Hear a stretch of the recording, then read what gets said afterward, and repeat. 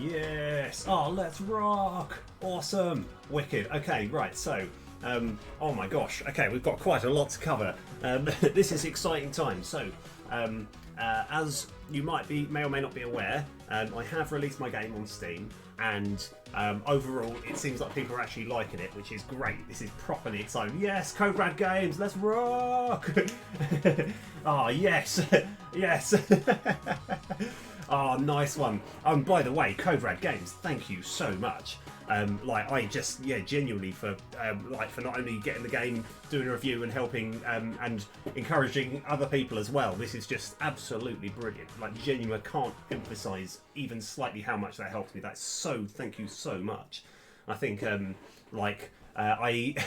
one thing that I have realised after releasing it is there are some quite important bugs that I need to fix, and there's one which I've been trying to work out how to create it, and I don't know how to actually fix it. Because once I've been able to create the problem in this Unity, then I can then work on sort of narrowing down the problem. But that's where I think you defeat the enemy and then it just soft locks. So I'm not sure. Oh yes, yes, Agast. Oh, brilliant. Actually, yes. So to put everything into perspective as well, me and Agast were having a little bit of a conversation as to new cards. Now, we've got to, like, it goes without saying, the next card, I have no idea. I haven't done the artwork or anything. But we're going to make a. Oh yes. Oh, sorry. Hold on. So let's have a look. Soft locks before defeating the enemy. It's like attack order gets messed up. Yeah. Okay. Yeah. No, that's good, because I think if I can work out, because this is one thing which I love about coding, is when you can actually create the error message. That's when things are brilliant. You know, you're like, yes, brilliant. I know where it is. I can work it out.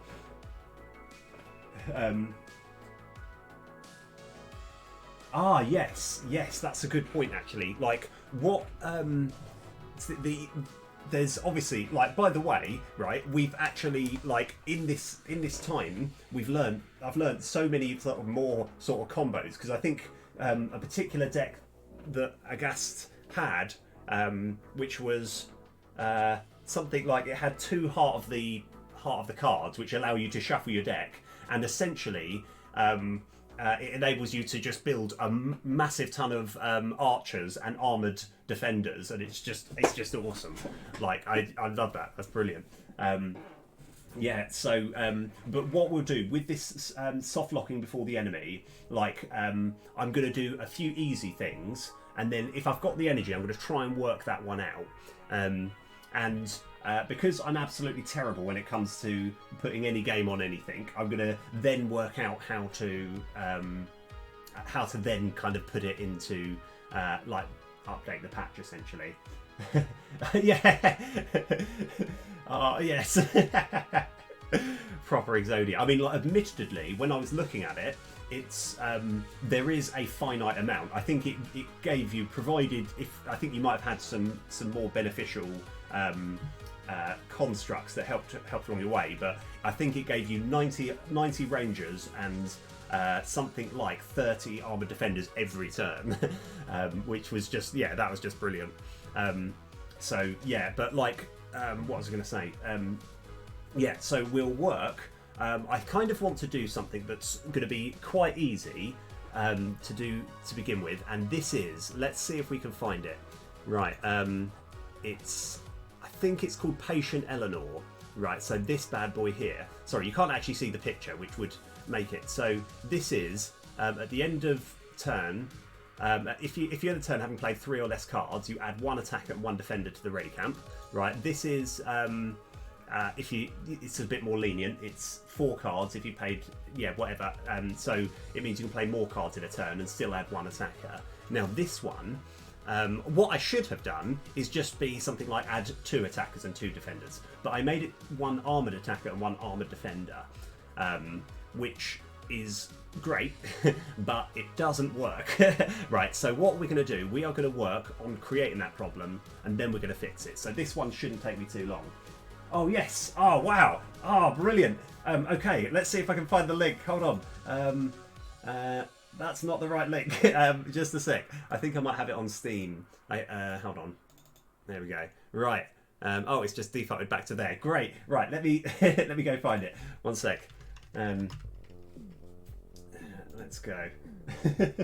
Oh, it looks like you got there before me. Oh, thank you though. Yes, you are entirely right. I've just got Gamers out. Yes. Yeah, I should have Rumpel Town is out, and then yeah, and update that. Yeah, that makes way more sense. Oh, it looks like you've got to the link already. But mainly, yeah, thank you very much for that. Let's have a look.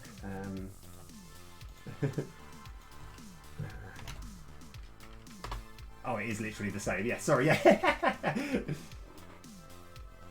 Yes, that's a good point. And by the way, thank you for the reviews. That's helped me out so much. That's helped me out like, oh yeah, thanks so much. I genuinely, like, absolutely brilliant. Oh, so, right, but it's just, yeah, like, it is weird. It's like after releasing it to the public, because there's a few bugs which, like, because I couldn't be able to create, I've sort of struggled, but hopefully we'll see if we can create them today. Right, so first off, right, what we're going to do is we're going to try and create this problem, and then we're going to try and fix it. So hopefully that shouldn't be too difficult. So what I've got here, if we go into the main game and we do save, yes, that's fine. I quite often have to reset everything in order to get things to work. Right, so we're now here, and I just want to just check that I can play a game without too much issue. So yeah, what I need to do is I just need to make STM. So that's the first boss that you fight. I just want to check that we won't run into any error messages when playing. Ah, yes. Oh, brilliant. Awesome. Yes. And also, yes. Oh, brilliant. Thank you so much. I'm absolutely not worthy of this at all. Thank you. That's helped me out so much. Thank you. I genuinely thank you. Yeah. Oh, brilliant. Oh, yes. Awesome. So, yeah, it just takes a little while to load because it's trying to do quite a lot in one go. Right, and I just want to check that I can play a card. Yeah. That's a good point, actually. Does everyone else like drag cards up, or do you use the one card click option? Yeah. So this was me testing some other things. Yes. By the way, to anyone who doesn't know, this is my favourite card. This Boy Royston is my favourite card in the game. This card is like, I've had to nerf it to the ground, and it's still too good. I love it. Yeah, oh right, yeah, fair enough. Yeah, because it's like you can have it just where you just go like boom, where you can just click it and it works for you. I wonder why it created all those. Oh yes, of course, because yeah, the reason it created all of those is because this one here is after having played 3 cards, it gives you 1 attacker and a defender, and we've just played 3 cards. And these give you 4 more for each one, yeah. Okay, just checking I haven't. So, we need to put in Regal Wendy, and we need to test that. I just want to kind of cheat, see if it works. So, we've got it all set up. Right, so where are we? So, if we go into the Game Master, I can probably get rid of, let's just get rid of some of these cards. Why can't I change that? That's very odd. What have I done wrong? Okay, I can minus it from there. Normally I can just kind of change that number. Never mind, we'll just take it off one by one. So let's go, it's Patient Eleanor, sorry, Patient Eleanor. So Patient Eleanor 3, and we just kind of want a few cheap cards. So if I just go cheap conscript. I had to nerf cheap conscript a little, just purely because it can be. I always worry that you get a perfect infinite effect. Yeah. Oh yes, yeah. Oh. I think the like because I do want what I'm trying to do when I'm making monsters is I want to make moves that break that, like, you know, if you have a really good strategy, I want to have the odd move that can be really bad for a certain type of strategy. Like, I think I was testing the other day, and there's a thing which destroys all of one type of bean, and I literally had about 250 attackers ready to one-shot him, but he destroyed all of my attackers. And I was like, absolutely destroyed me. Right, let's just get rid of that. Okay, so we've got some cheap conscripts. We've got the ways and means of getting this to work. And I kind of want to add another Patient Eleanor for just like level 1. Patient Eleanor, maybe a level 2 and a level 1. So that we can actually try and work out. So we're starting with something quite nice. I mean, that is brilliant. Yeah. Oh yes. Now, I mean, the problem is I was like, it's one of the most adorable monsters. But I was thinking, like, I do like, I always worry slightly. That I was thinking, but it is a monster. It's one of the baddies. So, like, yeah, but I do like that one. Right, so we've got this is Patient Eleanor. I don't. Of course, I don't have enough mana. So you need to play 3 or less cards. So we've only played, let's just say, this. That's fine. Okay, we've played only 2 cards. So this should create an attacker and a defender. Actually, even if I play. That and one more there, right? We've played 4 in total, so this should still activate. Let's just double check. Yes, so it's added that. That's brilliant. Okay, right. So now we've got this one. Okay, now what should happen? Oh, right, we've actually got 2 of them. That's fine. Right. So what should be happening is. Oh yeah. Also, the wording I've got wrong as well, because it should be saying add 1 armored attacker. So. Like, if I end turn now, it should be adding 1 normal attacker and defender and 2 armoured things. So what's actually happening? It's just adding 3. Brilliant. Okay, in that case, we know how to fix that, or I think I know how to fix that. This one was particularly complicated because you've got to put in more integers, but we can work on that. Yeah, that's Urek, or Uresk. I don't know why. Like every now and then, I just think, what are the first syllables that come into my mind? Let's just call it that. All right. Oh, fair play. Right. So if we go into,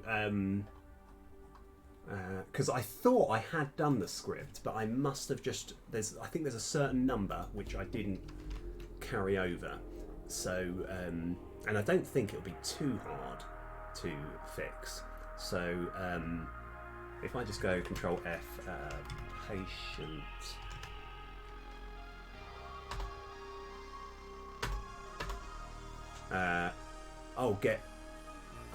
Here we are. Right. So, this is what's happening.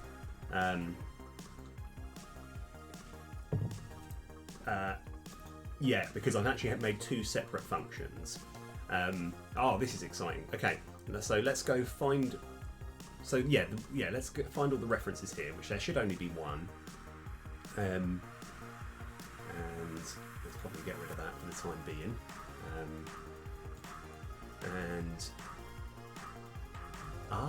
Interesting. So, I have put in the code. It's just I think there's a certain thing which which just doesn't quite work. So let's go to this definition. That's it. The secondary totem needs to be 1 instead of 0. So if we go on to secondary. Let's have a look. I've forgotten what it's called now. Patient Eleanor. Right.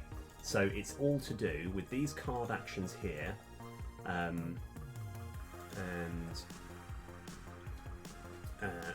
yes. Okay. So what's the difference between these 2? It's the condition int. Okay, that's what we're actually looking at. So I need to work out how to do this. So this is the condition int. So I can actually simply just change it to looking at the condition int. I don't think it. No, there is. So secondary. Right. So we've just got to work out how we're creating it, and then. Yeah, and we'll get there. Right, okay, in fact, let me go make this a little bit more exciting. I reckon I can get this fixed in 8 minutes. But I don't know what 8 minutes is in seconds, so let's just say, let's just be kind on myself and give myself 10 minutes. Okay, right, let's see if I can get this sorted in 10 minutes.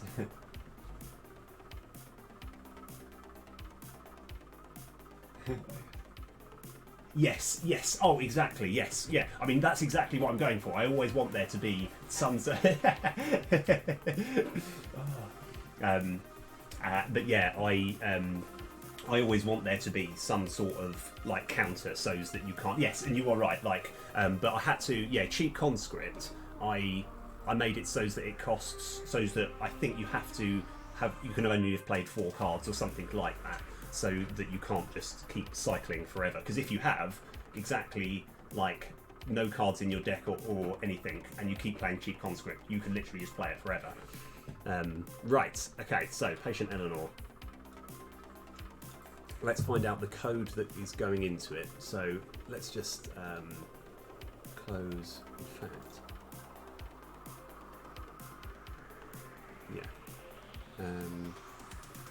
Just want to kind of close these, and then we're going to get the card action script and find out exactly the tools that go into making Patient Eleanor. Right, so if we go into here, that's the correct one. Yeah, edit script, Control F, totem. Here we go. Summon complex totem. Right. So I think we're only actually, this is the only one that is a complex totem because we're putting in very certain numbers. So we have actually put in the condition int, which hopefully will become, yeah. So let's go to this definition here. So the secondary totem int is there, which is great. We're starting this coroutine here. Secondary totem int. We're creating the totem. Let's see. Okay, we're almost there.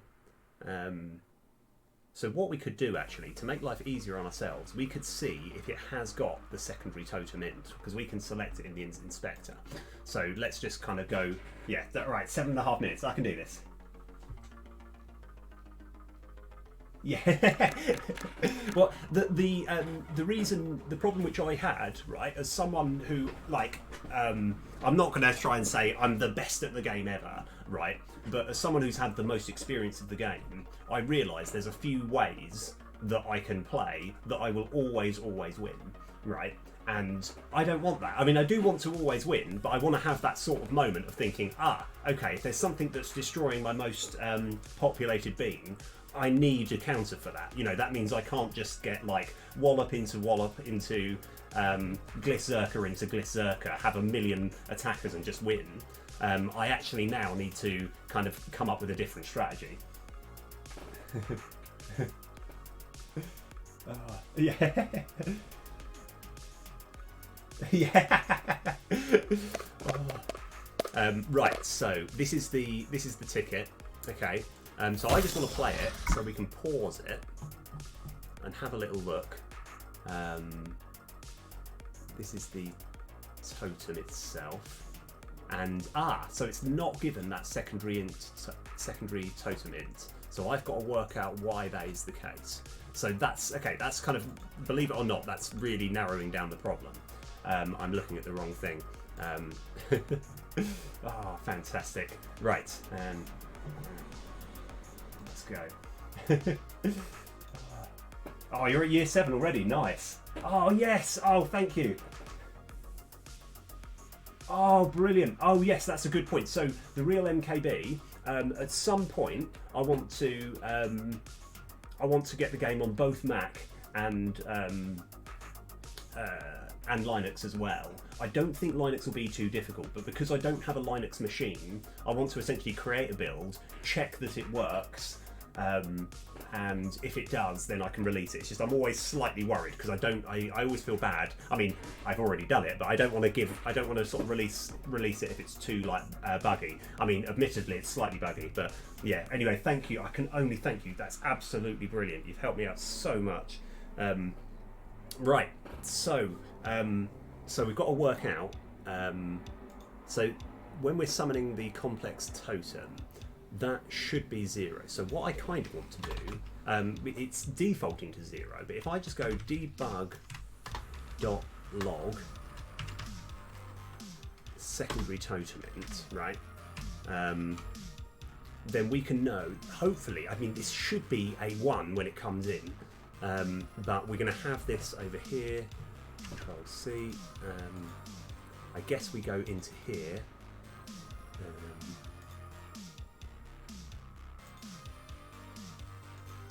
that creates that there.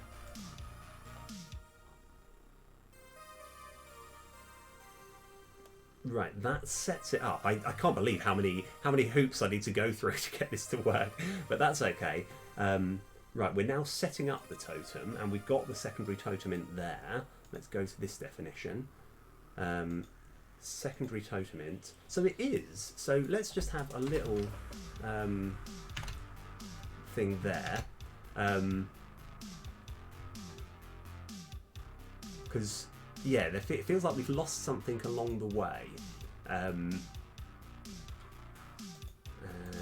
I guess we just put one there, so we can actually kind of, we're essentially what we're doing is we're narrowing down the ranges, the points in which like where we can, yeah, essentially we're just zooming, we're focusing more on the problem. I don't know how everyone else debugs, but I just put a bunch of messages everywhere. Oh yes. Oh, actually, I do that because that's actually really good of you. I will see if I can. Yeah. I'll see if I can get a Linux version. Because the only problem is the way which I would do it is I would just simply go File, Build, make a Linux build, and send it to you. Oh right. Oh, fair enough. I think so. Codrad Game, but I'm not 100% sure. Yeah, I think it would work really well because, in theory, everything you can do, provided you've got a touch screen, you can do it all on touch screen. So I do plan on making this game for the mobile, but it's like I've tried an iPhone 8 and it just crashes because there's too much going on. So at some point, I want to work out a way of scaling back a few things. I'm also a print debugger. Oh, right, yeah. Oh, fair enough, yeah. Right, so we've got our card here. Right, let's find out. Oh, it's 0 straight off the bat. Okay, all right. So why is it 0 straight off the bat? That's fine. That's good to know. That means that this is actually, I thought the problem was going to occur somewhere else. So we now know. Oh, that's it. I think I know what it is. Right, we might be there. Patient Eleanor. That's it. Right. If we do this and we have summon complex totem, I think that's all we needed to do. I'm kind of embarrassed that it took me that long, but hopefully we should get it working there. Good. Right, that's why I've got these cheap conscripts. So here we go. 1. And just to clarify, it's 1 across the board. So now, come on. Yes! We get the attack and defenders. All right, boom. Right. Okay, now we're going to... Right, stop the clock. I still had a whole minute left. Nice.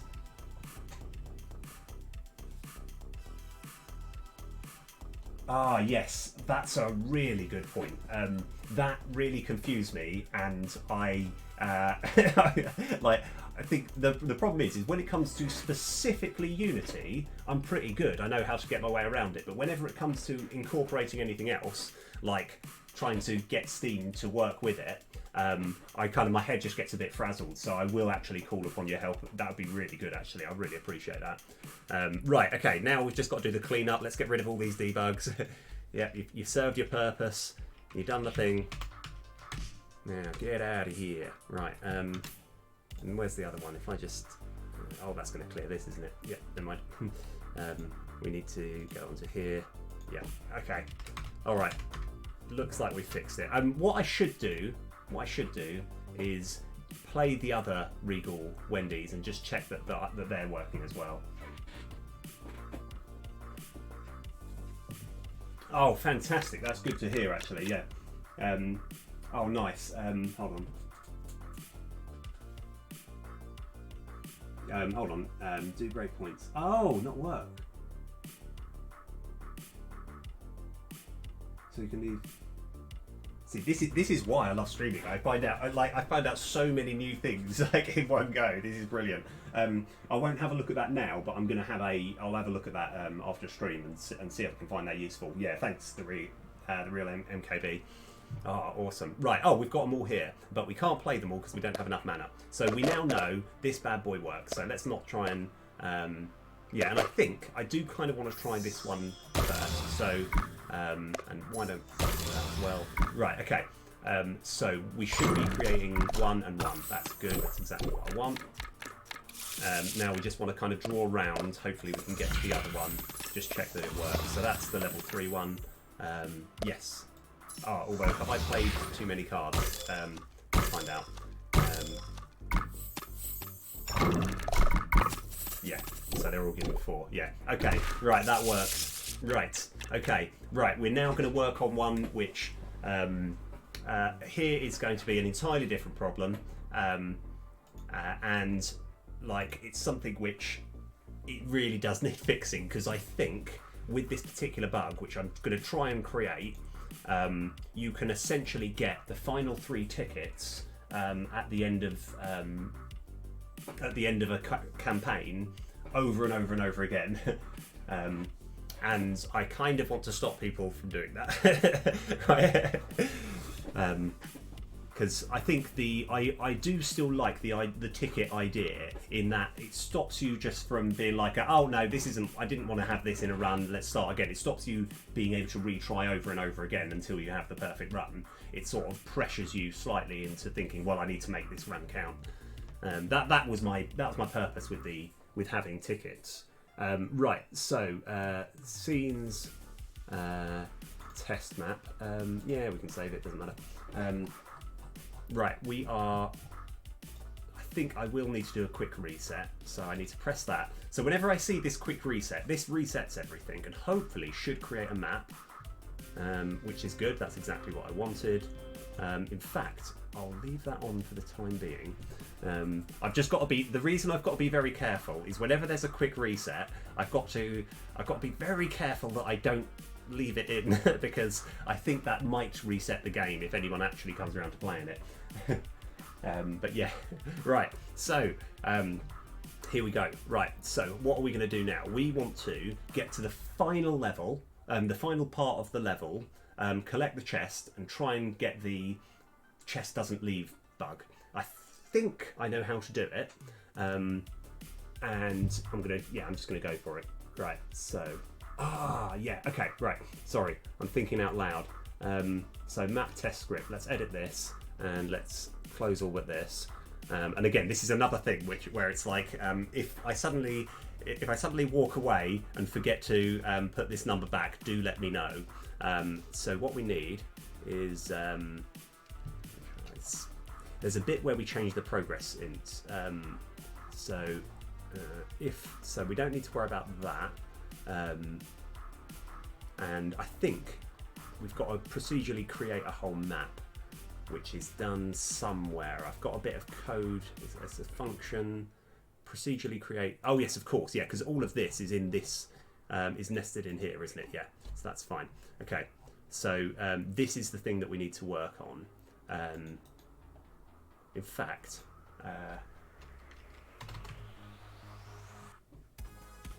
yeah, I should do actually. Like I've got, because when it comes to ideas for cards, Oh, you made a blog. Oh, brilliant! Yeah, by all means. I think you're whitelisted. You can put the link through. Yeah, that'd be awesome. I've shown you the Vivax card, haven't I? Yeah. Right. So what we should do is after we've created the map, right? I'm going to have underscore. No, hold on. Let's find out what's going on here.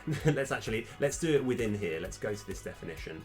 I think there's a certain bit where we've just got the progress in somewhere. So I am going to maybe it does. I don't actually reset it at any point. Oh yes, here we go. Progressing. Right. Okay. So I'm going to make this. Given that there's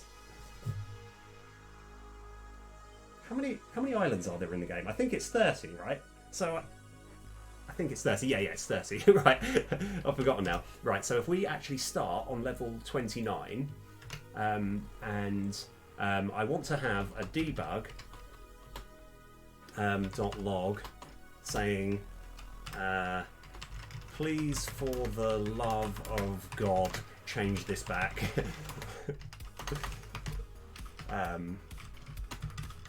Okay. But we want to get to the final chest. In fact, yeah, and see if we can recreate the problem. Let's have a look. Oh, nice! Oh my god! Oh yeah, of course. Yeah, this is brilliant. Okay, sorry. I'm just having a look at the. So is this your like your sort of what's it called? Your like a sort of almost what I would consider a diary, but I suppose blog is the other fashion of the things. That's brilliant. Oh, wicked. Yes, cool. I've got some nice reading to get through as well. Awesome. Okay, right now let's see if first of all if all this works. So we've reset everything. Yes. Okay. I think we're good. Right. Just turn that off for the time being. Okay. Right. So I think the issue is. Right, I'll see if I can create. Oh yeah, obviously the important thing, the thing that I really want to do is create the problem. Okay, so I think, right, I'll see if I can show one example. If I collect this, right, there's a maybe quarter of a second where you actually see all of these things shift up and everything moves down, right? So I'll just press 1 and it does that, okay? Now I think if I try to click something while everything's moving, so I'm going to need to be in a bit of a rush to try and click as many things as I can and see if that creates the problem.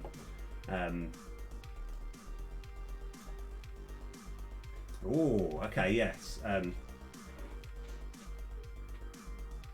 Oh, I like that. I think I've got to work out a way, like, because what I want to do is basically like the.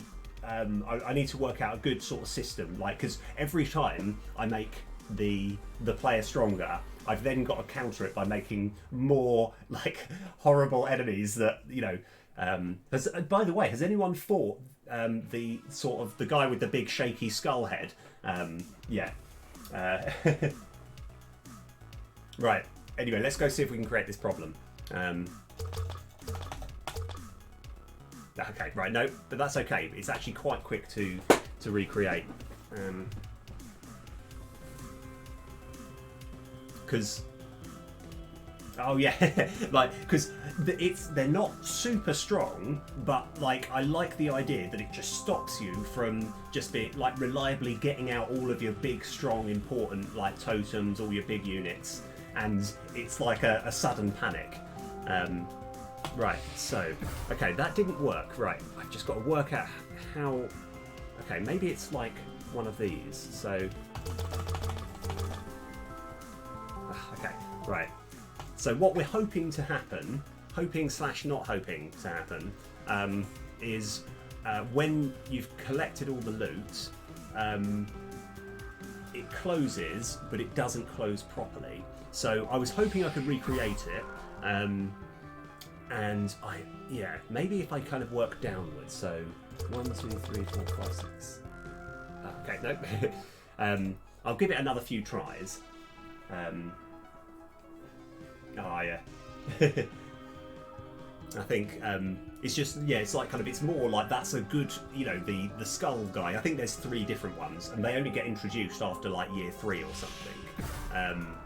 But it's just, I was like, oh, I want you to, you know, right, okay. So maybe if I try a different order, like obviously, okay. But, however, let's see if we can actually go into the code and try and find out why that happens. Oh, nice!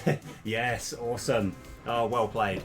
It's also, how has everyone found, like, I wanted so if you've noticed, the final boss of each campaign always has fixed stats. There's no, you know, and they've always got a kind of, like, little unique spin on them. They always, yeah, so one of them, and like I've actually got a particular move that damages your bees number.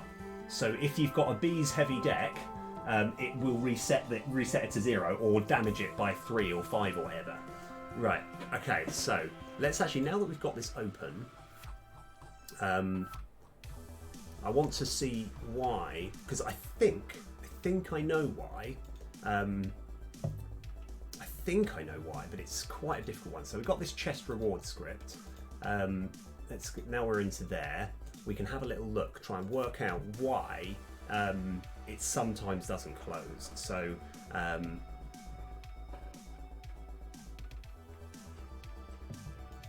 unsummon. And oh, this is very important to note as well. I'm trying to work out when. Yeah, actually, hold on. I can have a little look. I think if that's all right, you don't mind me having a look at the. Let's have a look. Where are we? I'm trying to work out where is everything. Ah, yes. Right now, is that all right if I just quickly show that screenshot that you sent me? Let's see, can I move that over? No. Because then we can actually try and work out exactly what's happened. Like, yeah, hardcore. Welcome to the Lurk Club. Right, so we've got. So what's happening is it looks like it's just getting to this point and then it's not closing properly. So I think the unsummon hasn't been called, and that's what we need to work on. So let's find, there's 6 references. This is going to make it a little bit more difficult.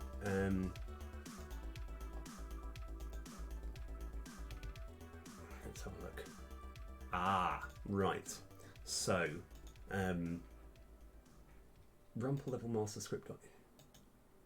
So what we could do is, so this is the generic reward script. We have this as well. Right.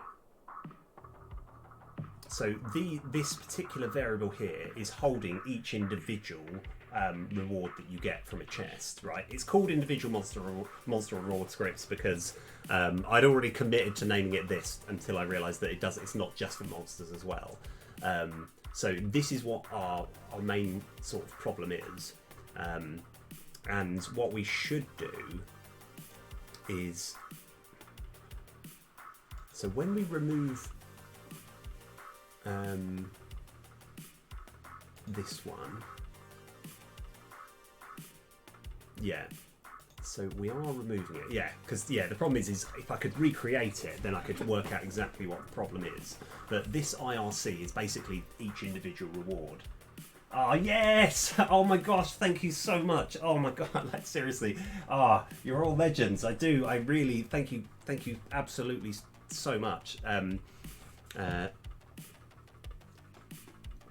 That means genuinely so much to me. Like I just I'm so glad I've actually made a sort of like a sort of fun little game. Like admittedly, like just like a lot of this is after I played Slay the Spire, I was like, it would be really great if I could make a game like Slay the Spire that is unique enough that it's like, oh no, this is a separate game. You know, it's not just, I don't want to just kind of like go off the back of it, and it's like, and what a lot of games have done is they've looked at Slay the Spire and thought, this is great, how can I make a game similar to it but with something unique? And it's like Monster Train, absolutely incredible.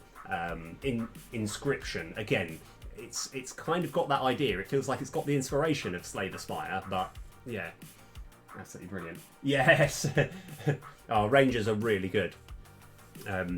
If you can keep them protected, it's worth having. Yeah, if you like, that's why I love Boy Royston, because Boy Royston, even though it's 5 mana at level 1, it's like, it is worth it. It doesn't sound worth it, but it really is worth it. Because then it's just a matter of getting a Boy Royston, and everything is about building as much defense as you can, and just slowly just building up your Rangers while blocking their attacks. Right. Okay, so what we could do is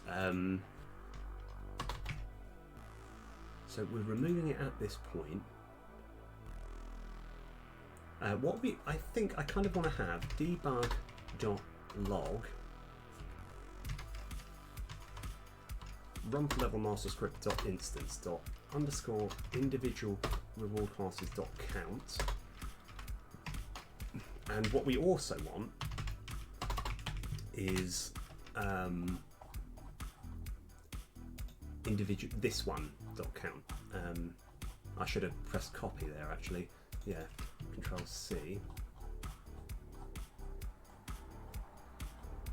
Oh no, I've lost I've lost where I was. Hold on.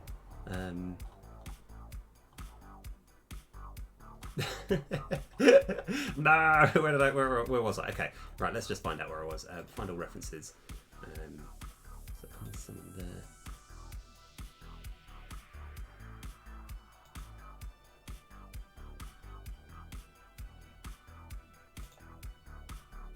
Oh, that's interesting. This is very interesting. Okay. So, oh yeah, no, that's actually not. No, that's okay. It's nothing to do with that. I'm looking in the wrong place. That's fine. Yeah, this is specifically for. Oh, has anyone got ore yet? So the ability to get like different rewards as well. Find all references. Let's go back to the other one. So it's over here, and we want.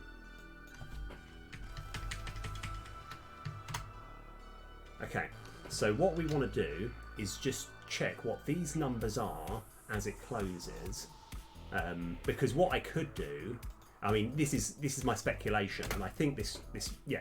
First of all, let's check what these numbers are. So,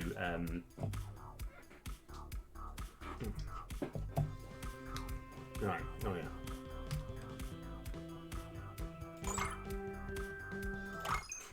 yeah. Okay. Please, for the love of God, change this back. Yes, yes. This will be quite game breaking if I leave this in. Okay. So, wrong one. Here we go. In fact, let's go pause this for the time being. Okay, so what that's saying here is 4 and 4. So what if I click them really quickly? What we're assuming is going to happen is going to go 4 4 3 3 2 2 1 1.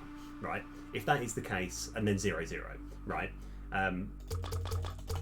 Right. So now, okay, it looks like it did work. 4 4 2 2. Because I have a feeling there's going to be a certain point where it might be trying to sort one thing out and it's sorting out another. So I was hoping I would be able to recreate this. However, I think this or underscore individual monster count is less. I don't know why I've got less than or equal to 0. I could just have is equal to 0. So the purpose of this is it's like another safety check to make sure that it definitely unsummons when it should do. I'm gonna like give that a try. It's a shame that I can't recreate the problem, which I'm really gutted about.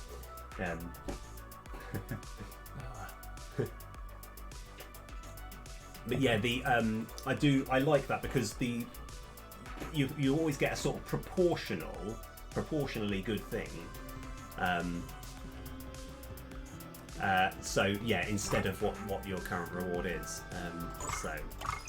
Right. So let's just see if this still doesn't cause any problems. Okay. All right. Wait a sec. Because I'm trying to create the trying to actually create the problem.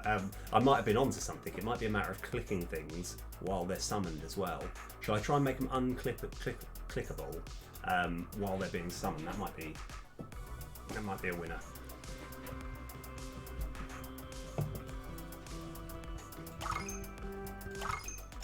Right. Right. Again, trying to create a problem. I still can't do it. Oh yeah. Right. Oh yeah. Right. That's probably another thing that I should fix at some point. Oh, wait a second.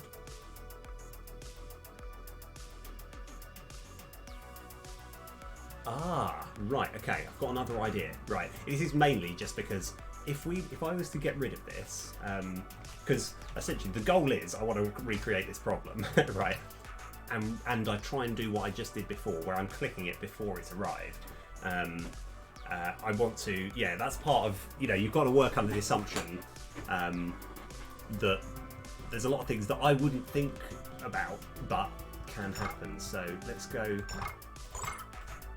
Right. Right, let's just try and click them all. Oh, yes! Ah, yes! We've done it! We've done it, boys! Okay. We've created the problem. Oh my gosh, I've never been able to create this myself. We've made it. Sorry, this is really exciting, right? So, just to clarify, now that this is done, right? Okay. Okay, the way it works is you've got, obviously it's probably not quite as simple as that. So I think it's the issue of clicking the boxes before they've arrived. I think that's how you do it, right? And I kind of want to see if I can create it again, and I want to check that my new thing fixes it as well. Right, so so by the way, right, up until, I don't know when I can actually put this new patch in, right? And I'll do it quite soon, but up until there's an exploit to the game. All right, it's where you can get this loot really quickly. Hold on, so let's see if I can do this. Okay, so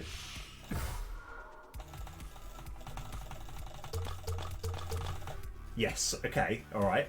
And now, if I go back to title, right? So this is a completely fresh game.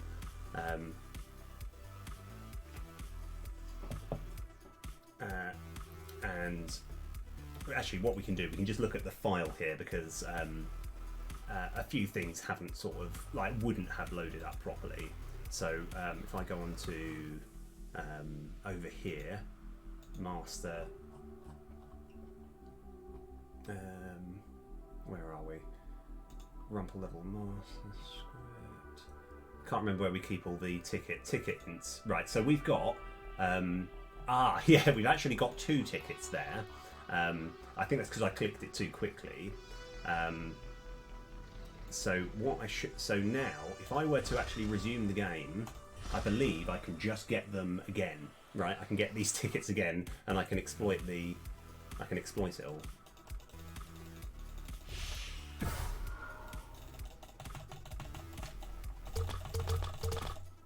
Yes, okay, and then, right, when you go back to the title, so I shouldn't be saying this, but here is an exploitable bug that up until I've made this patch, you can reuse, right? So now we've got the extra Rumple tokens, and we've got all the tickets as well. Right, now hopefully, oh my gosh, sorry, I'm so happy I've created that bug. That's brilliant. Okay, right, so now I think while it's being summoned, I think let's put this in as well. So now this has happened, all right, and we try a new game. Let me have a look. Right, yeah, and we go into a new game. I don't think I can recreate that bug. Right, so let's go get this end of chest campaign.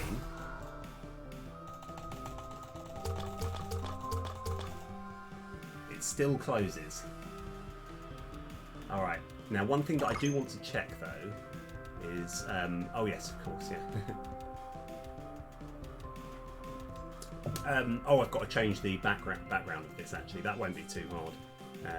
Yeah, oh yes, and also I've got to change, yes, I've got so many exciting things to do. Okay, right, oh, I still didn't actually check the thing that I wanted to check. I wanted to just check that you still do get all the 3 tickets. Because what I might need to do is, while it's summoning, make it unclickable. That would probably make sense.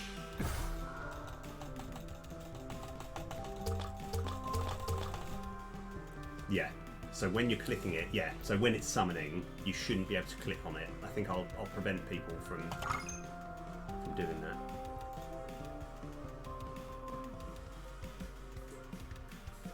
Oh, that's brilliant. Oh, yes. Okay, we have created that bug. So, no, that's not the thing that I wanted. Oh, right, so we did get all the 3 tickets. However, let's go see if we can make it so that you can't click it until it's fully summoned. So, Control and O.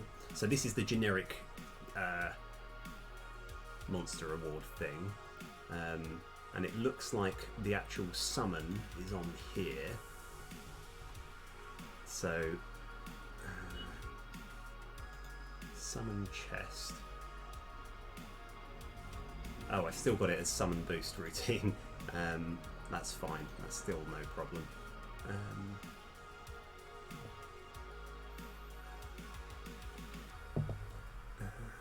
Let's have a look.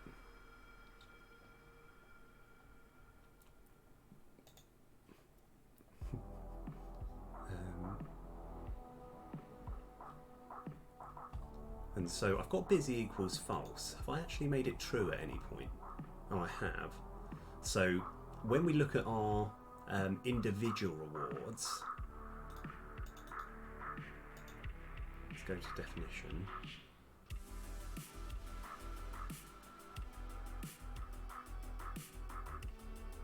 If not busy.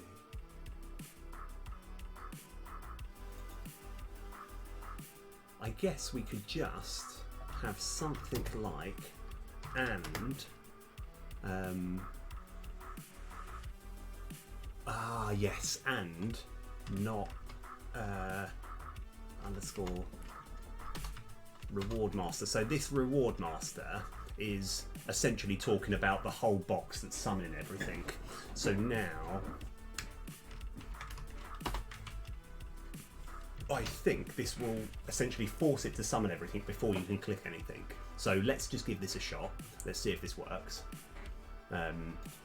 So I think we will have covered this at every angle now. As in, I've done an extra thing that was not really particularly necessary, but hopefully...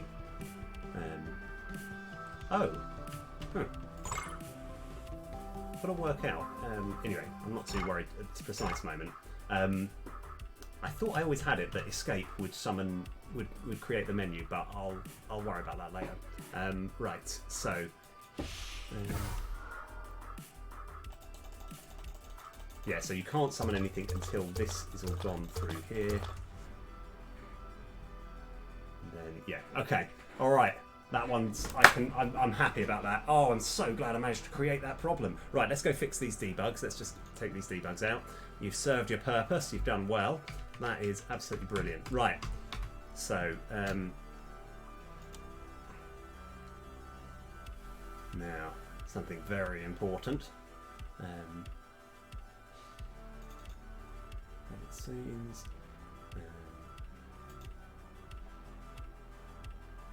I did not spend super long on this credits.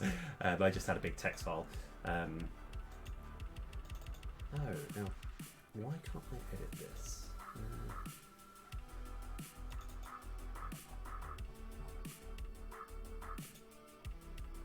So maybe. Oh, maybe I've got something locked somewhere.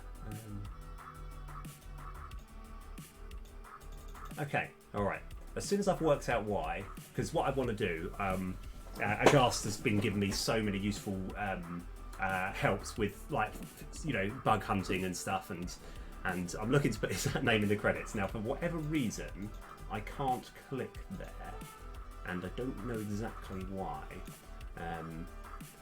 But okay, why is that? Have I got something?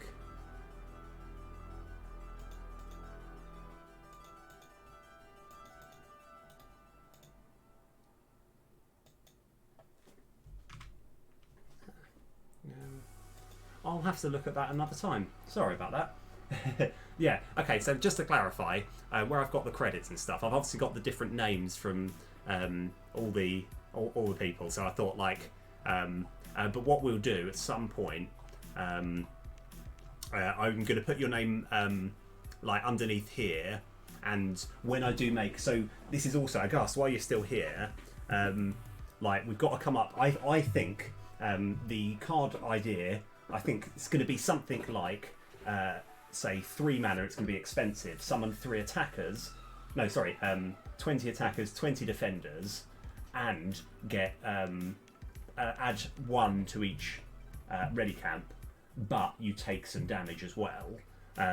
So it's going to be like a sort of cost reward thing. That's when I do make that card, I'm going to add it to the credits underneath here, and then I'll put a little picture as well. Because yeah, these are all the different things that I've named after, you know, that have been inspired from different people that have helped me.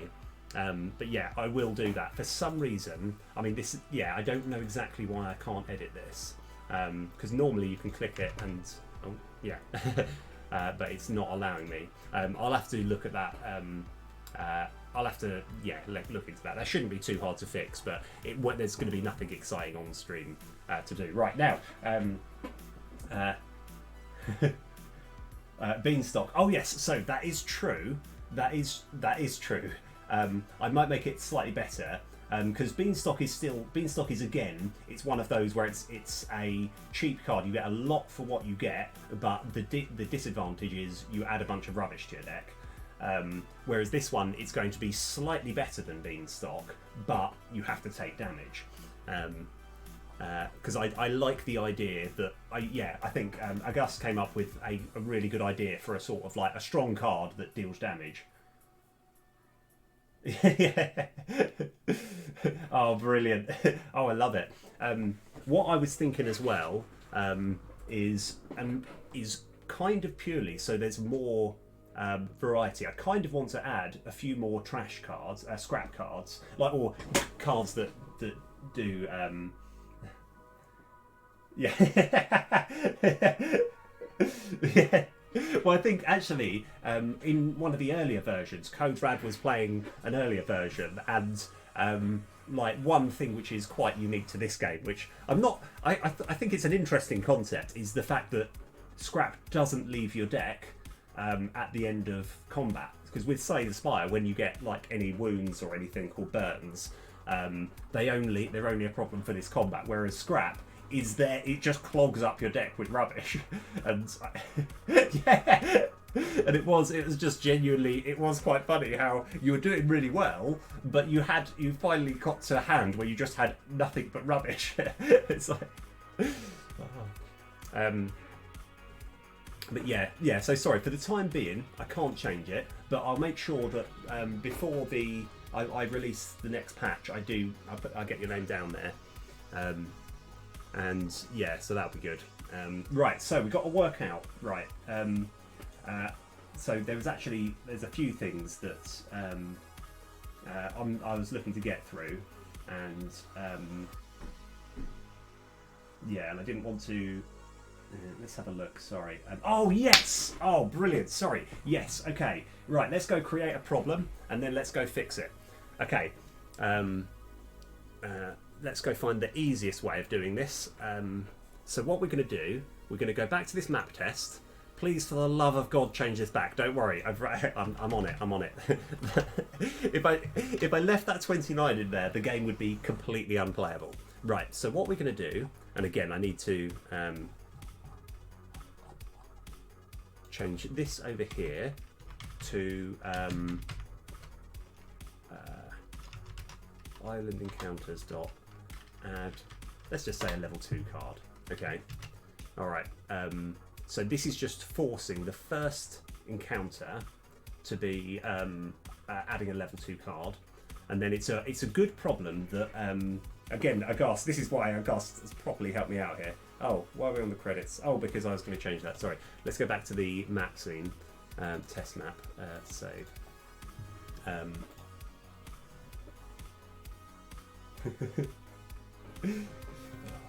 Right. So yeah, one thing, right? I did kind of want to make it so that escape would bring up this the menu, so you don't need to click there. But right, actually, out of interest, right? I don't know if it's a change that I've made recently, but is everyone else finding that escape doesn't do anything? Because it should be bringing up this menu. But like I might have, because I made some changes off stream where I was trying to trim everything down, and I might have accidentally got rid of the fact that escape doesn't do anything. Right. So here's the issue, right? You can click here, look at your card list, be like, yeah, that's fine. All right, now, now, dependent on what card I'm going to pick, let me have a look at my deck, and you can't. Yes, yeah, that's a good point. I think I know how to create that problem, and I think it's to do with playing loads of cards at the same time. But yeah, I've got to work out. That's going to be. I'll probably work on that next time. I think it's when you have quite a few cards sort of stacked. But yeah, this one's going to be hopefully slightly easier, right? So what we kind of want to do. Right, I mean, if I don't worry, you don't have to do this every time, but hypothetically, I believe all we would need to do is if I select here, and oh yeah, because the slight issue that we've got, and you'll see it, is and I kind of want to see if this works actually. Let's have a look. Right, so all I would actually need to do right now is the sorting layer. If I have this in Frontier, and I'd have to move the text in Frontier as well, right? Then it's just that the only problem is you'll hopefully, let's just see what this looks like. Let's just see what it looks like before we continue. Okay, that's not too bad. That's not too intrusive, is it? Oh, I've just moved it back down. Oh wow, Bluepin Studio, how's it all rocking? Yeah, we're making some like ideally sort of bug fixes and some improvements to the quality of life. So you want to be able to click on this while you got these up, and unless I physically go into the inspector, click on this, make this back to Frontier, then we're going to be kind of struggling. I've just got to be a little bit cautious. So what we should do, I'm going to edit this script here. So this is the deck checker script. This is the thing that you click on. And what we should do is, I've got to kind of work out, let's go Control MO, close all of this.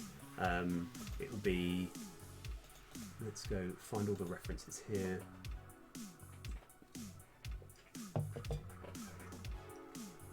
Okay, not that one. Let's go find all the references here. Yeah, here we are. Right. So let's have a look. So what we're looking to do is essentially, all we need to do is change its sorting layer to Frontier. Like, the reason it's called Frontier is because I realised that I needed a layer that was in front of front. So it's not the word frontier, it is literally, it's just more in front than front.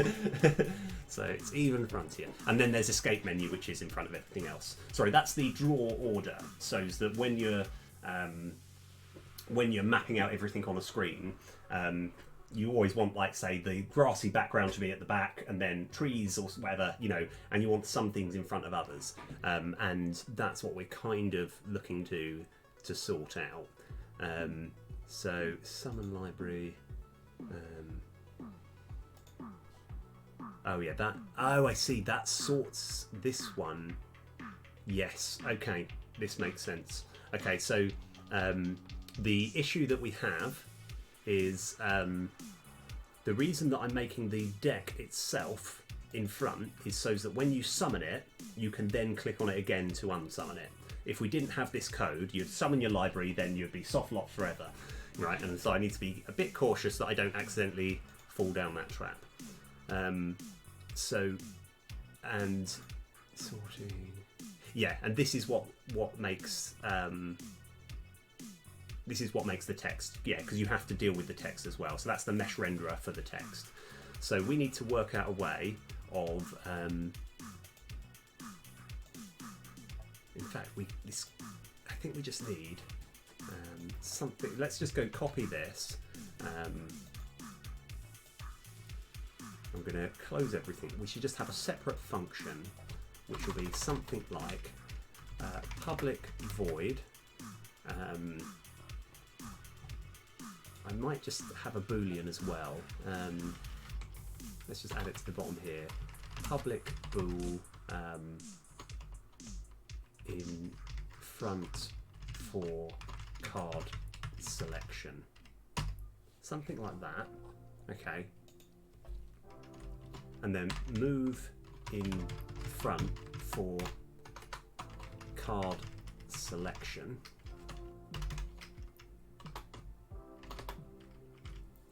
And then public. Oh, yeah, by the way, this is also why I'm never too keen on Python, because you don't have this privilege. I can't just create a function.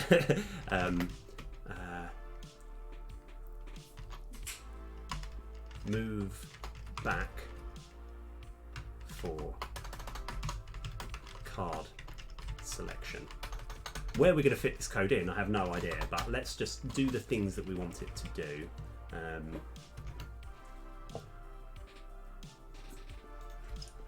So that will be in front for card selection equals true, and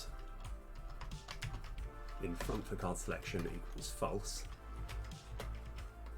And we want this to, I think we need to go back to default, but we will look into that.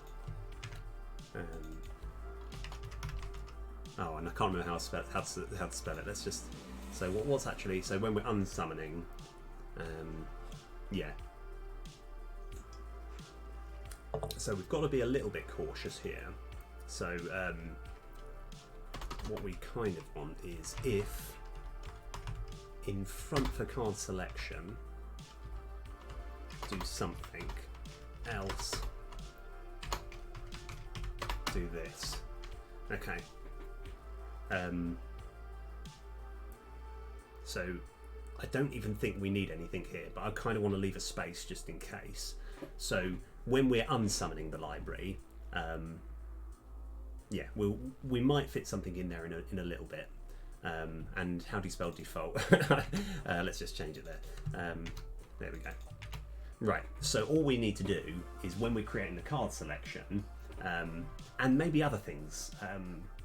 No, I guess it's just card selection really, isn't it? But yeah, we can just move it in front and then we can move it back. So we've got the tools equipped. And the reason that we've got this boolean is purely so that when we unsummon, I noticed that after I unsummon the library, when I forced it to the front, it then defaulted to going behind. So that's what we're going to kind of work on. So, right. So what we kind of want to do is, in fact, let's go. We've got those functions in place. The best way which I find of getting to any bit of code is literally going into the game, creating the thing. So we're now in here, right? And this is the Destiny text box. Let's edit this script. And yeah, now kind of a big regret in you know, it's something which I probably should have thought more about, is this particularly, it's called Destiny text box script. This has far too many lines of code. This is 1,500 lines of code for this, because it covers every single type of thing that can come up in the window. So what we kind of want to do is when we've got, I think it's called the add card routine, but let's just confirm this.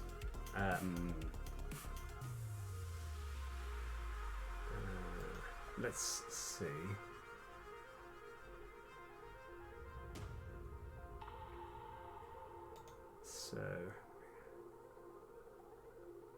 So what we would want to do is get hold of our deck checker script, which, oh, it's got an instance. It's an instance, so we can just do it on here. Right, okay.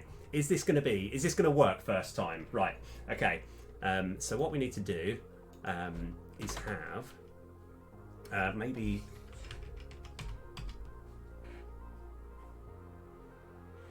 yeah, I think we put it here. So deck checker script dot instance dot move in front for card selection, and then right when we're just about to unsummon it, we're going to go move back for card selection. Okay. In fact, I could I can leave it there. That's fine.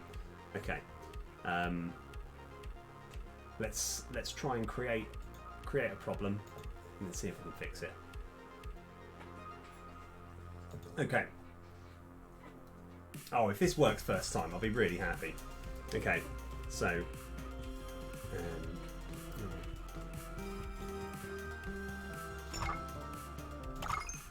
okay. Yeah. So now that it's in front, that's fine. That's normal. So I can click this like normal without any too much problem. And just to clarify as well, this is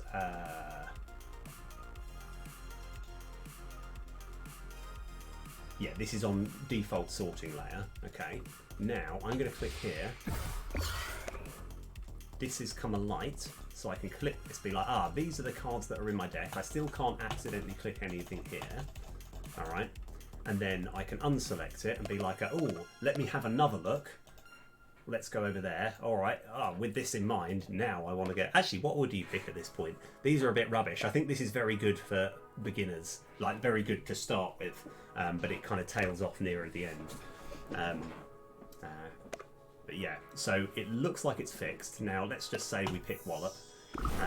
So now this still works, and deck checker, and it's gone back to default. So it looks like we have fixed that problem. I've only done it for card selection, and what I probably should do is, just for safety as well, I mean this will haunt me if I don't do this. So if deck checker script dot instance is not equal to null, then we can do this,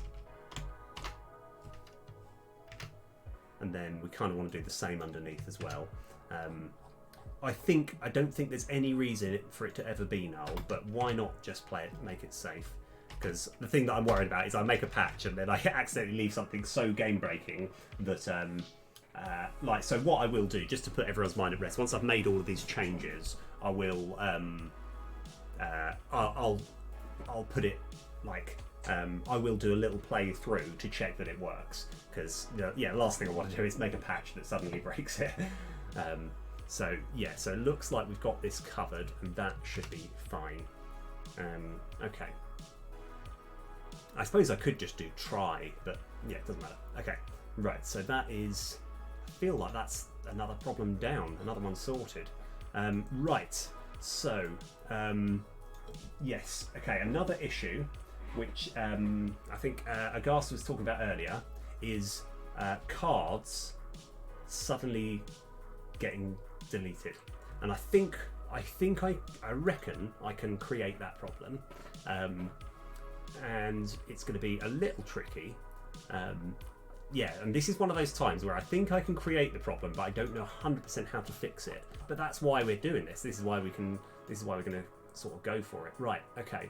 So if we go onto here and we get our deck, yeah, that's very weird. Okay, So for whatever reason, I can't change. I can't just click on this to change it. So I have to actually delete them one by one. So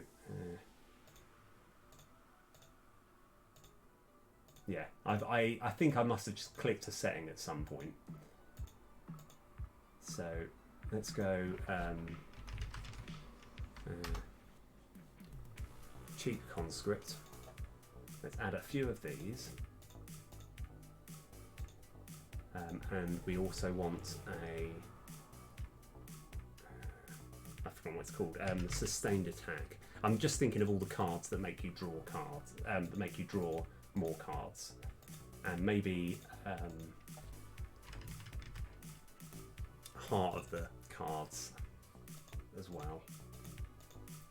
Okay, so we might, like, it's going to be a little tricky to give this a test, but let's go for it.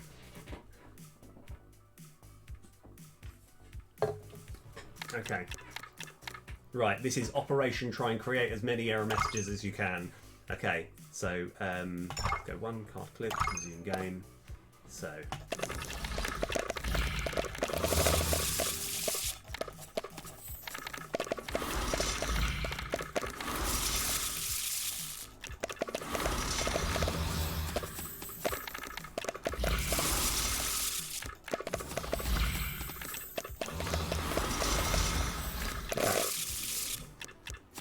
right, okay, good. Alright, I think I've actually proved my point here. What's happening? Okay, so as it is, by clicking on these in very quick succession, right, I believe, let me just count, 1, 2, 3, 4, 5, 6, 7, 8, 9, 10, and 11, we've just deleted 4 cards. So that's good. That means at least we know what we're actually looking at. I believe, though, now I just want to actually experiment as well. Not obviously, this isn't the message that I want to get across. I think if I were to actually go like one, oh yeah, let's just switch this on. So 1, 2, 3. Right, have I? Yeah, so we're still.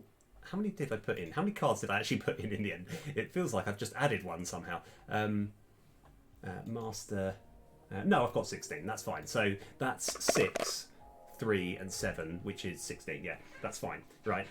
So yeah. So if you play slowly. Oh, hold on. 5, 6, 7. Yeah, no, that's still 15. So you can still play slowly, and you still. I think that still works. Yeah, because we're still on 16 cards. And again, I just want to. But let me just try and play 2 at once and see what happens. Let's go 1, 2. Now that's 1, 2, 3, 4, 5. That's still 16. Okay, right. So now these ones. 1, 2, 3. Oh yeah, of course I can't click that. And that's still 16. That's good. But if I start going crazy, let's just try 3 cards at once. That's still 16. Okay. 1, 2, 3,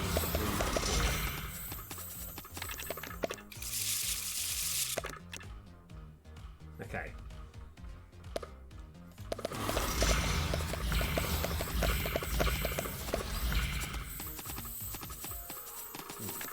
That's still 16.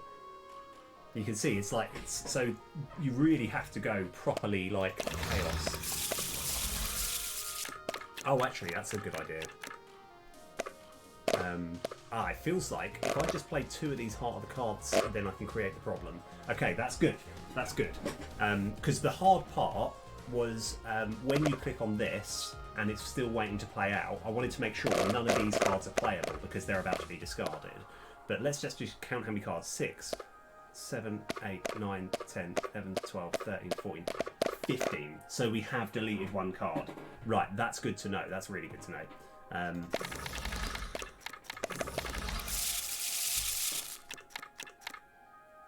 and now we've deleted another card. So it's all to do with how it works. Now I want to see if I can just with sustained attacks create the same problem. So 1, 2, 3.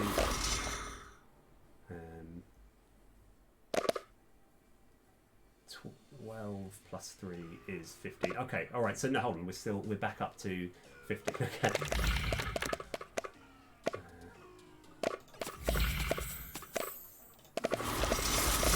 Yeah, that will take a little bit of trial and error to get this to work.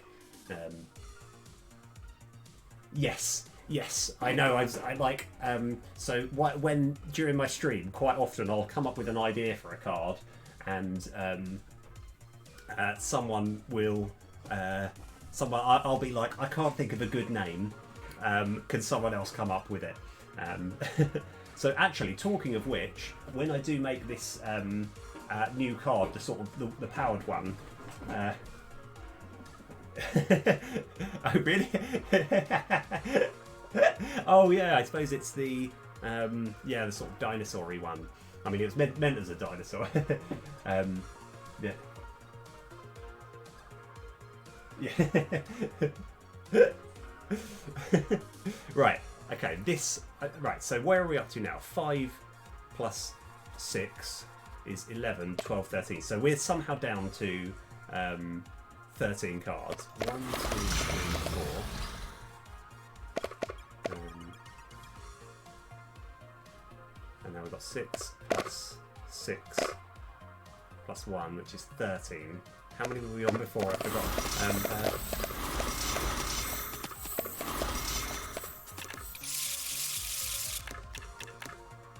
Yeah, okay, that's fine. Time. Okay. So this is 13. 1, 2. So I think I know how to do it, because what we need to do is we need to make sure that when a card action is done, we are waiting for that card to fully resolve before it goes to the next one. That's the important thing that we've got to look at. So I believe that what's happening is it's starting to do the action of the next card while it's halfway through doing another one, and that's where we're losing it. So so we've now created the problem. That's going to be our mission to try and fix. So if we go into here and we go into the card action script, let's go control MO. Yeah. All right. So we've got a big switch statement somewhere, and I can't remember where it is. I've just got to find it. I think.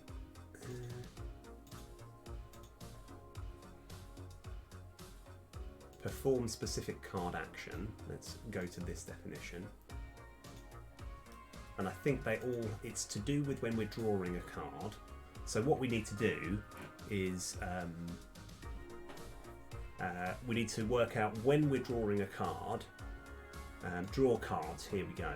So what's happening is, I believe, we're calling this this bad boy here, which is saying draw a certain number of cards, right?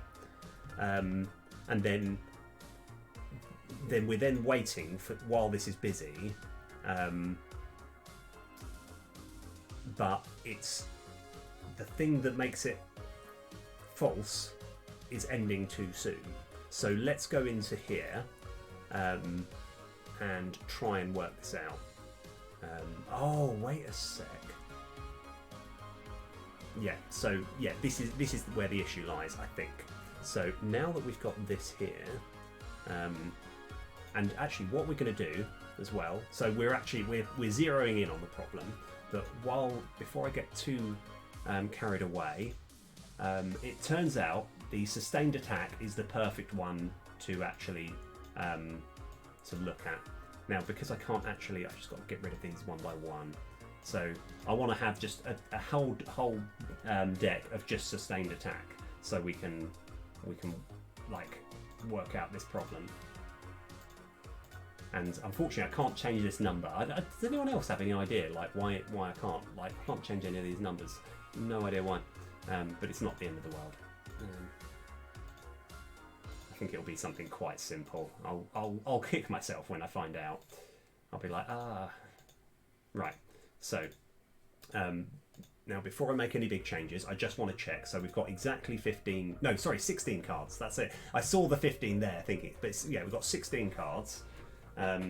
So I think when it comes to drawing any monsters, I normally try and kind of like look at any sort of, I kind of, go onto Google and find out different pictures of different monsters and think, what can I change? I want to have something that looks a bit like that, but my own version of it. Right, okay, so we're happy, got 10 cards there, 6 cards there, we're on 16. So one click.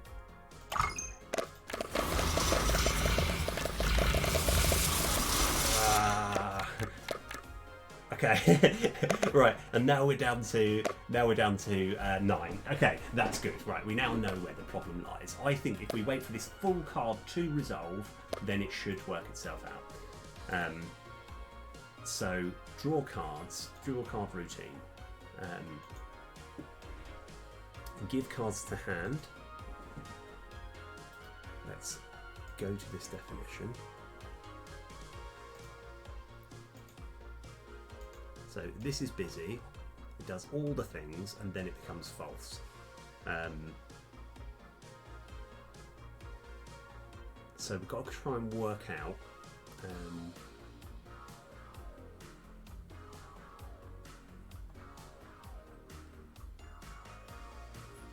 yeah, this might be quite difficult. Right, so for number of cards,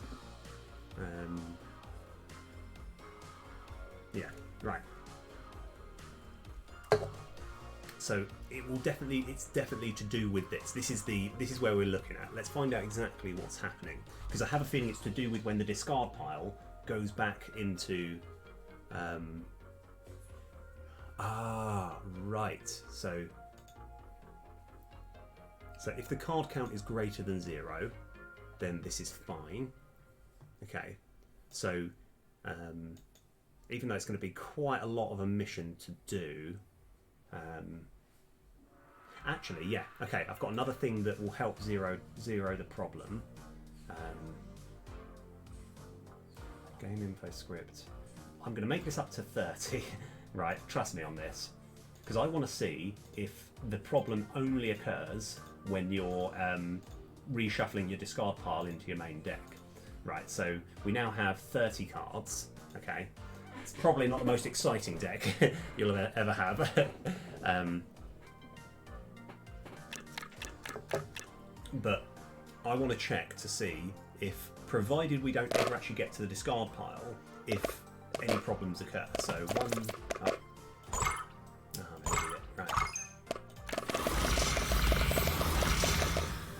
Okay.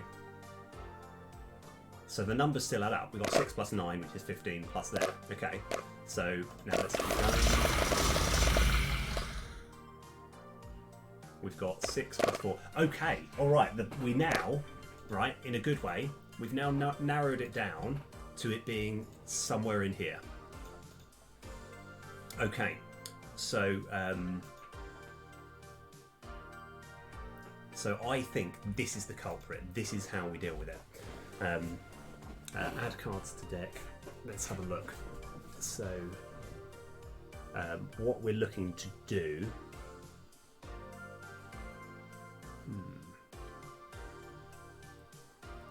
Yeah, so we want to get the cards from this. Yeah, so this is. I think this is the point in which we're like getting our cards back. So let's see what's happening. So add cards to deck. Let's go to definition. These are the card SOs. This adds them all and then shuffles them, which is correct. That's what we want. And that just randomizes the cards. Okay, that's good. Now, where were we? We were on... oh, actually, I think I might have actually closed this down accidentally. Go to definition. Okay.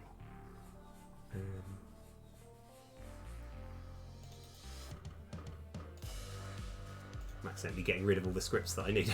Right, here we go. So this is probably where we're struggling. So go to definition, move all cards back. So busy equals true.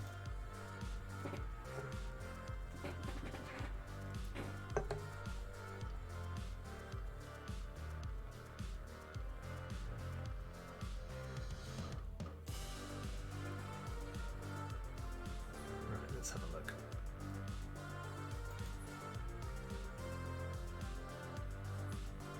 So this moves all the cards back. Yeah, so we're getting there. Sorry, I've probably been talking quite a lot of gibberish for a little while, but we are making some progress here.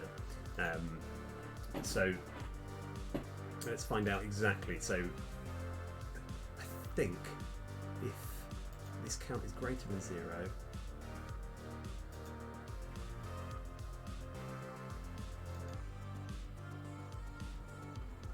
Oh yes, okay. So this bit here is essentially... Oh, what does remove at do? I think... Oh, I see, yes, this removes the last one. Because in my head, I think remove at... Does that remove all of the cards? So I'm trying. This is code which I made like a year ago. So I'm trying to recall, but we'll get there. We'll get there. So move cards back to deck.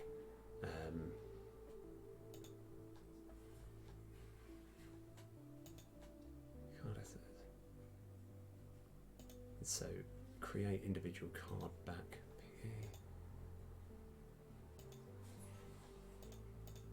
So what's happening over here?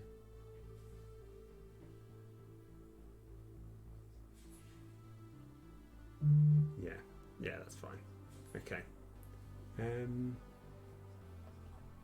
Right, I feel like it is to do with this, because what we want to do is before any more cards occur, we want to make sure this full animation has taken place.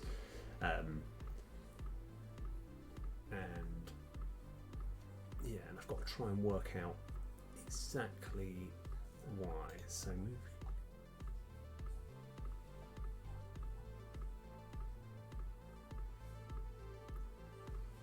So yeah, apologies. I know this is a little bit. we've slowed down a little bit. So I wanted to make it like wait a little bit of time between each one. In fact, why don't we go?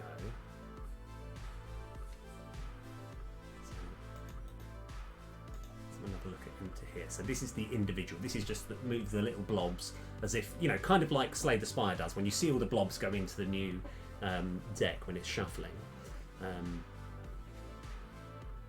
So let's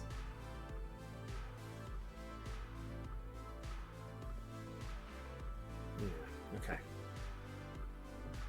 because there might be a chance that I haven't added it before we've removed it. Okay, right, we'll get there.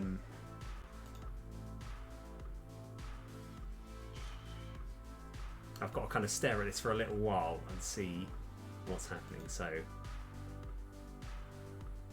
let's find out what's happening here as well. So I think all of this is just visual. There's nothing, we're not changing any of the deck here. And what I think a good, helpful thing. So at the moment, all I can recommend, you know, if I can't fix this today, I would just say whenever you've got lots of cards that are where you draw cards from it, just play them a little slower. But that's not the best. That's not the best advice.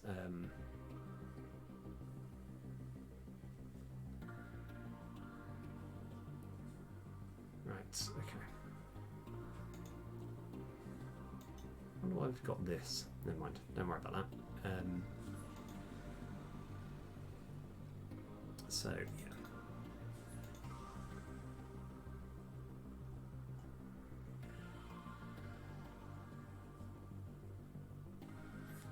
Because because I think there'll be good ways of actually testing to see what happens.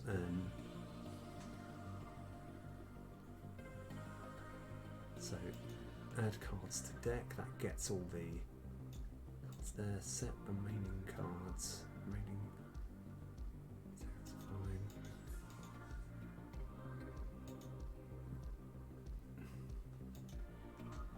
So how do we test all this?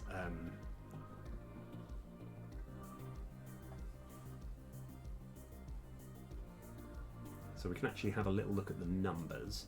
So let me move this back down to say 10 cards. Which I seem to have to do individually at this precise moment.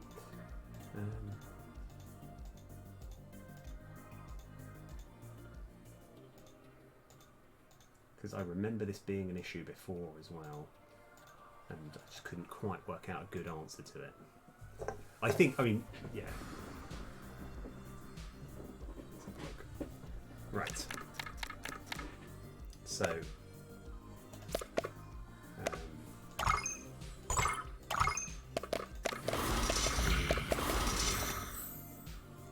everything's fine.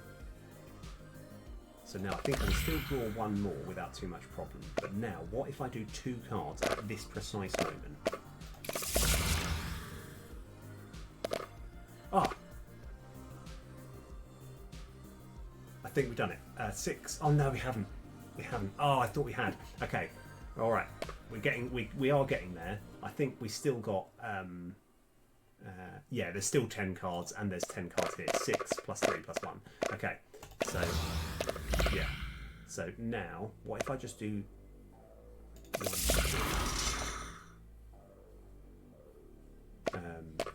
6.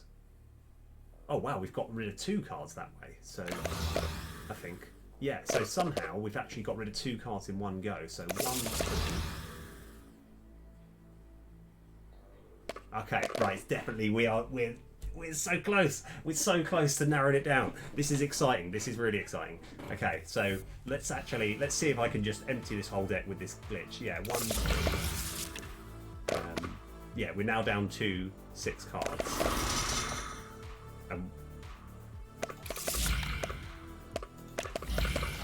Yeah, so it's all about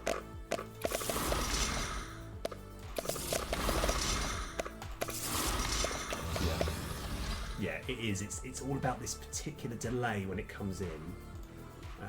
So that's what we've got to work on. Okay, we're almost there.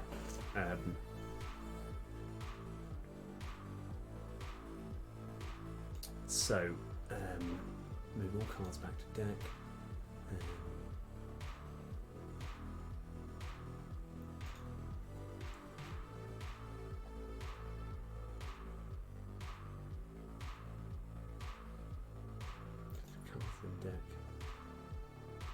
So this is what actually adds the cards to the deck. So let's go to this definition.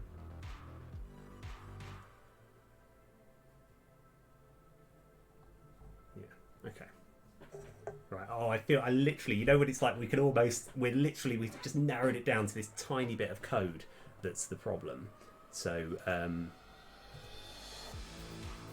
what I should do is,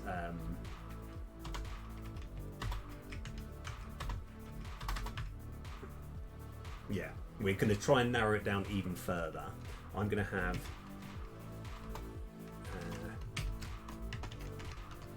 debug.log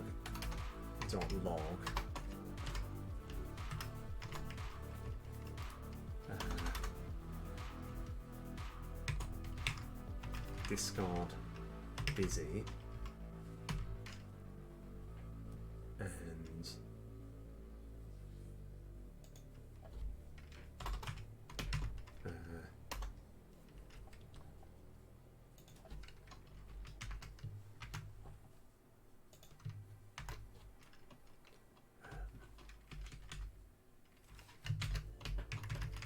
drawing a card.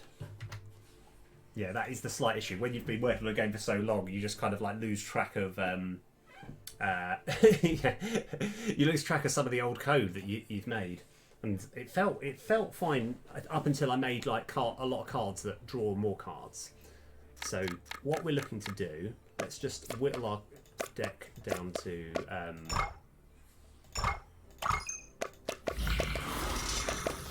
down to 0. All right, so all of this is fine. Now, if I go, I kind of want to clear this, and we go 1, 2. Let's actually have a look exactly in the inspector as to what's going on. Drawing card. Discard. Ah, yeah. So the discard is becoming unbusy, because what should be happening, it should be drawing card, discard busy, and then drawing card. So this one should be happening before. So it's trying to draw a card while the discard is still busy. So how can we fix that? I think we have properly narrowed it down though. So it's this bit here. Let's go to definition.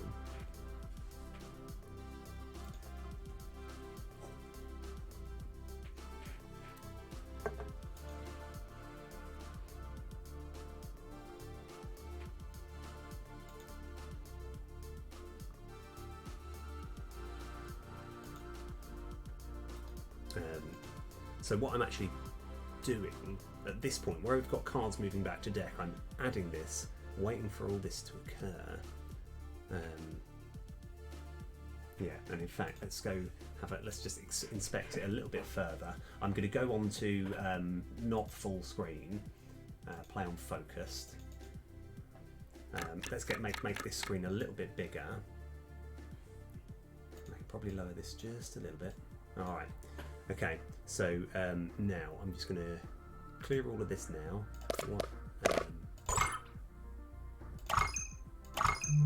Because, yeah. Right, here we go. So, drawing card, that's fine. 2, 3, 4. Alright. Okay, now we are going to play 2 at once. Yeah. So discard busy there.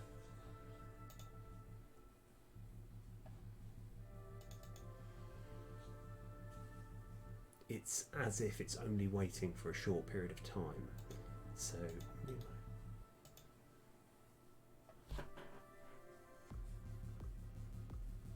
oh, okay, I think I know the issue. Right, I think we've worked it out. What's happening is we're having one of those classic coding moments when you think, why is it not working? Why isn't it working? It should work, and then finally you work out that it's like, but then you have the confusion of how did it ever work in the first place? So I think what's happening right now. Let's just have a look at this, because I think if I play this, it's starting to shuffle back. So what we should do... yeah, okay. So, right, now this leads us to another problem.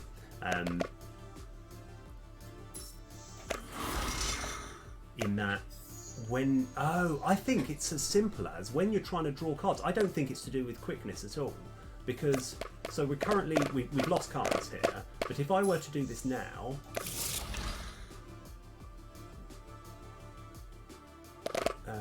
we're actually down a card because this card doesn't go back to the discard pile in time. Okay, right, we know the problem. Right, yes. So whenever you've got any point in which you're drawing cards and there's 0 cards, this card doesn't actually reach the discard pile before it's actually doing the action of what should be done. So right, that's an interesting problem. So I think I don't need to do anything quick. I just need to try and do this, and it just gets rid of the card. Okay, all right. Well, so now when I do this. Yeah, so how do we actually deal with that? That's a really good point. This is one of those absolute classic examples of how did it ever work before. But now we have narrowed down the problem. So what really should happen, and now this is going to be a difficult one to sort out. So the issue is literally when you've got a card that draws other cards and you have no more cards left in the deck.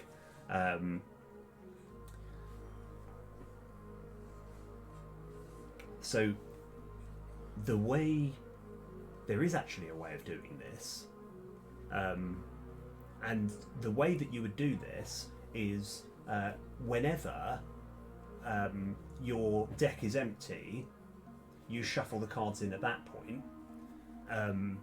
You don't shuffle it when you're trying to draw a card when your deck is empty.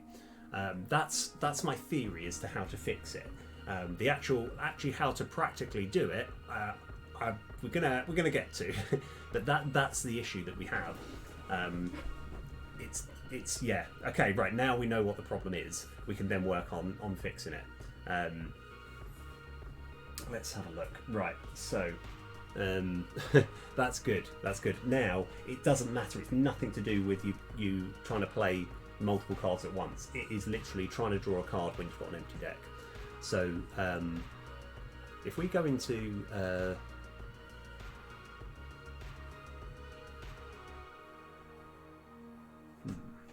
still don't actually know a good way of fixing this. Okay. Yeah, I'll have to kind of like try and work this through, because I would at least want, yeah, the card to go into the deck. So what we probably could do, I think I've got a generic, I can't click on anything these days. What am I? Okay, all right, it's fine, everything's fine. Yeah, I've got to work out why I can't click on things. Yeah, so because what I wanted to do was just check here for to search for the card, but I can't seem to click on anything right now.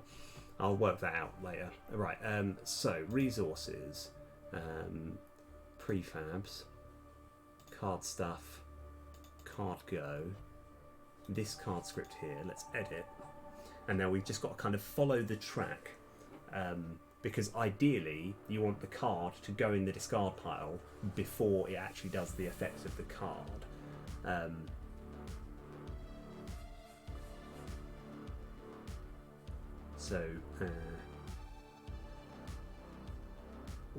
think I have an idea. So let's go clear a few of these things up. I think we've just got to work out the point in which the discard pile actually adds another card to it. So add a card to the discard pile. So it looks like we're putting the full thing in there.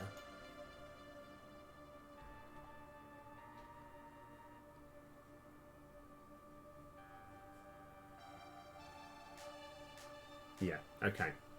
Right, so hopefully this isn't, it's done a few times. Let's go find all the references. Oh, this will be brilliant if I can get this working in one go. So yeah, that shouldn't be a problem. These are both in the card script.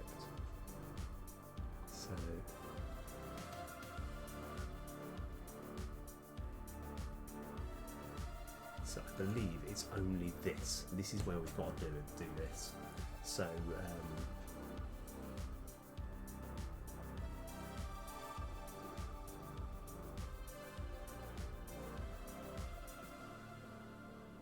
yeah. So yes, right, okay. I don't know how to fix this. This will be something which I might have to do off stream. But the issue is we're performing the card action first, right? So card action script. Yeah, we're doing this first, and then yeah, okay. And then afterwards we're adding it to the discard pile. Just got to work out a way to fix that.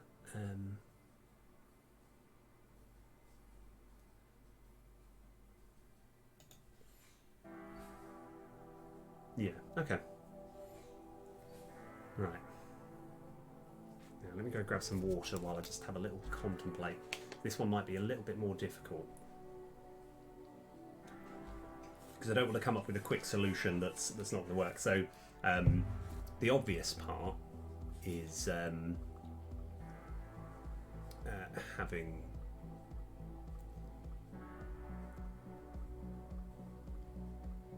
right now. Part of me is thinking,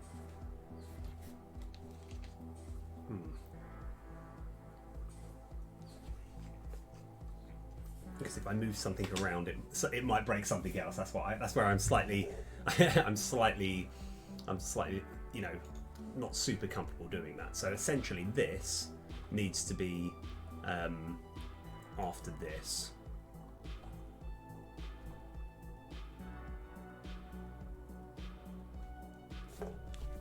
Right, so how would we... Yeah, I mean, I can just literally just physically just chunk it down there, but I think that'll lead to other problems.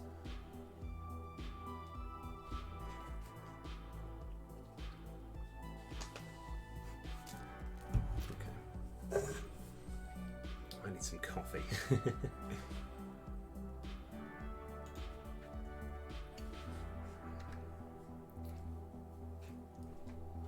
So...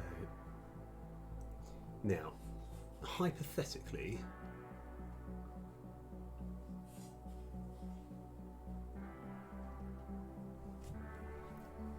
right, okay, so if I were to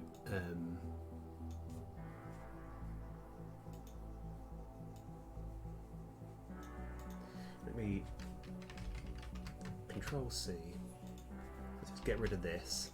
But I want to have a little debug just to remind me I might need to put this back. Debug.log. This was the original point.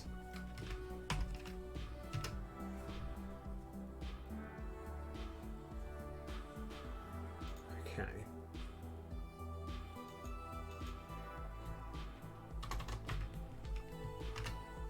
Yeah, I think the only problem is this will cause other problems.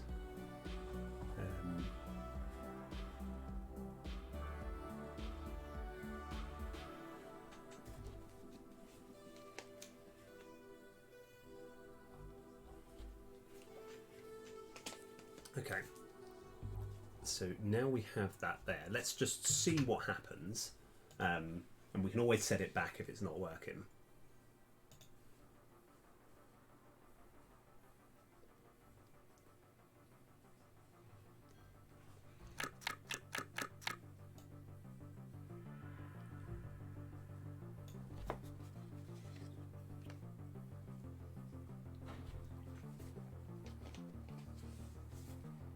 Okay, so 1, 2,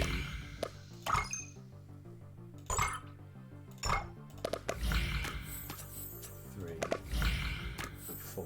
Okay, right, so now I'm just going to play one card. So that does fix it. Right, so now I'm going to try and create the problem. The only problem is I don't know if I've broken something elsewhere, if that's going to cause me problems. So, trying to create everything. Ah, okay, alright, it looks like the problem still occurs regardless. Okay, that's fine, that's good to know. Alright, I'm going to put that back. This, at least we now know where the problem lies. I will get rid of that. But this is, yeah, probably be something which I'll have to do off stream because this might take a little while. Let's just green that out. Yeah, this might take a little while to work out because I've got to work out a way of the card being in the discard pile before the card happens. But there's so many other problems that I need to deal with. It's like that'll fix one problem, but create another bunch more problems. Okay, right. So this at least we know what the problem is. So the big problem that we've got is any cards that make you draw cards when your deck is empty will get rid of that particular card that yeah, that is there. The other, I mean, a way of dealing with that is as soon as the deck is empty, you actually start reshuffling the cards first, I think. Yeah. So it should, like, it's one of those where, I mean, there's another thing that it shouldn't be too hard to fix.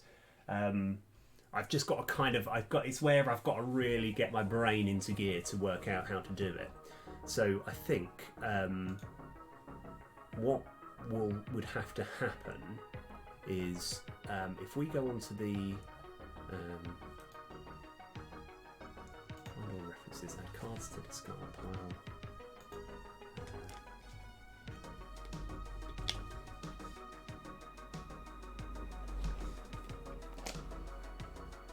Yeah, so what we would probably need to do somehow is, I think the way to fix it is any time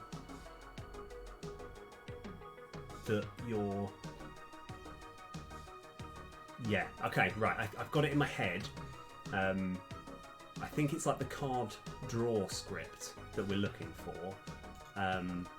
So it will be on.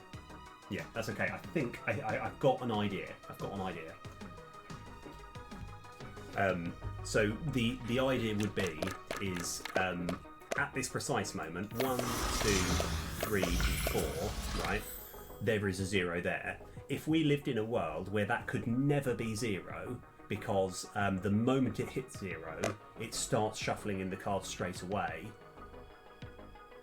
I think that would fix it, but let's actually try and sort of play it through to the logical conclusion. So, and that would still hold up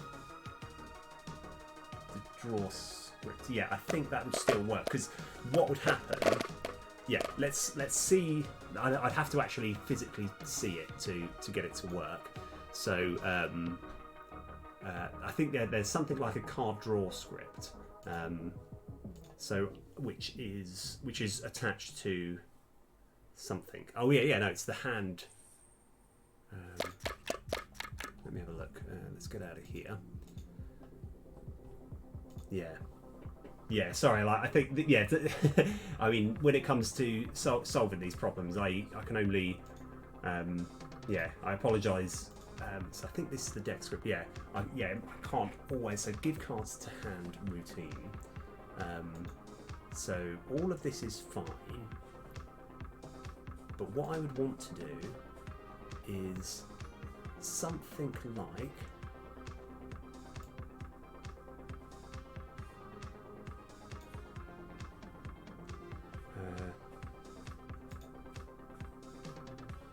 this bit of code here.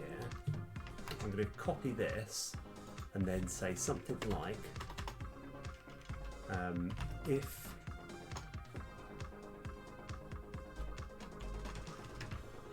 cards in deck dot count, I think, is equal to 0. Yeah, that's right.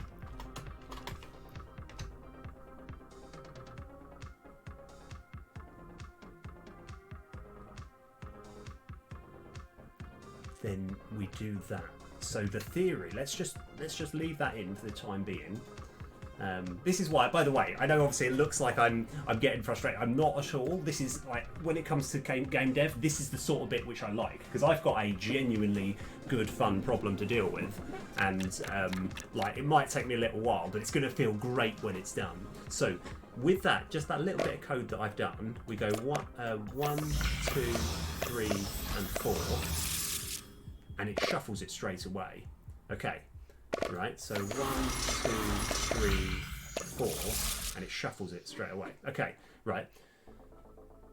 Has that fixed? Can we now, if we go into one club here, right, I'm hoping that this has fixed it altogether, but I don't know if it has. So we're going to try and demolish this number. We want to get this, we want to see if we can actually discard all the cards. So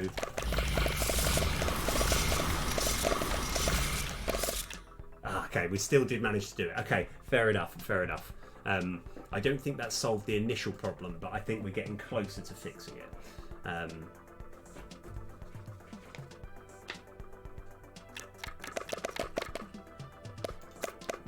But, right, unless I'm mistaken,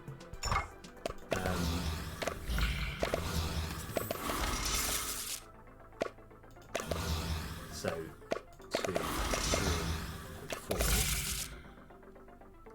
Oh no, we still lost cards somewhere down the line. Okay, fair enough. Yeah, okay, no, fair enough. It hasn't dealt with the problem. I was hoping it was going to. Because yeah, it's like I think the plan of checking the cards and not becoming false. Yeah, but I think the main issue that we have is that we're doing the effect of the card before we're actually adding it to the discard pile, which in really specific circumstances does cause a problem. Okay, at least we know what the problem is. This will be something where I'll be scratching my head for a little while, but it'll be great when I've done it. And in fact, I'll let you know. I'll let you know. I might not be able to do that on the stream. So actually, that's a good point. Right now, at least we know where we're working. I just haven't quite worked out how to deal with it. Because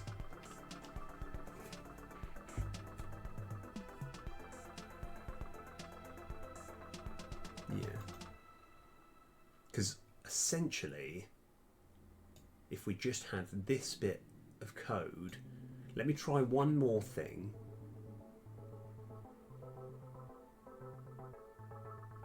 Control C. Okay.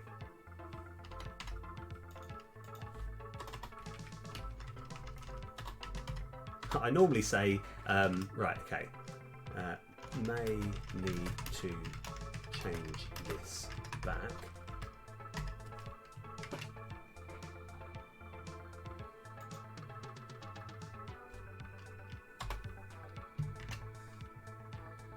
So this, obviously, we can't stick with this code. I just want to see if this works. So that one little bit of code we want to just put in front.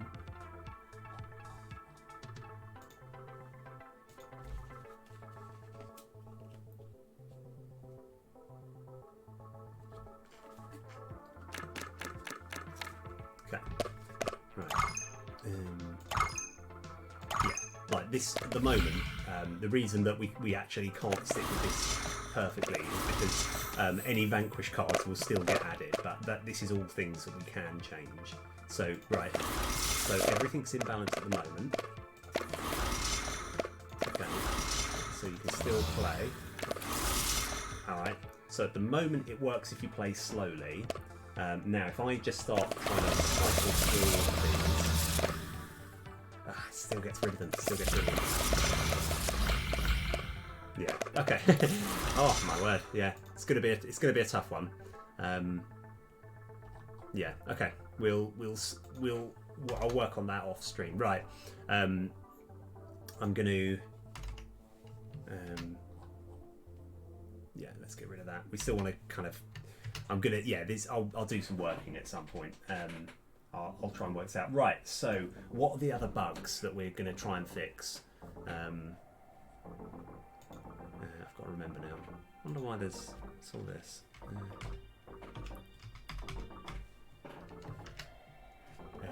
Yeah, anyway, right, okay, so I gave it a good shot, but I think this will be, I'll have to, like, because I'm worried that I might make something that will break the game altogether.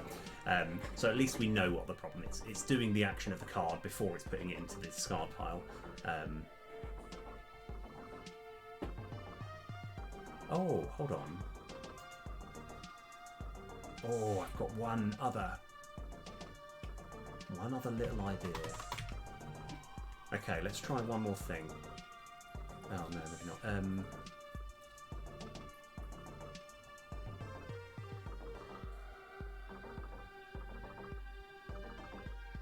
Okay, because we could have something like if underscore discard pile script dot busy or even just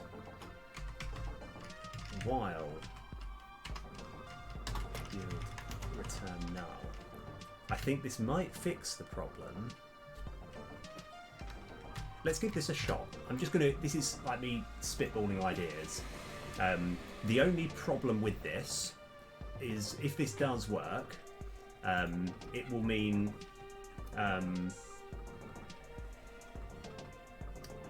that if you have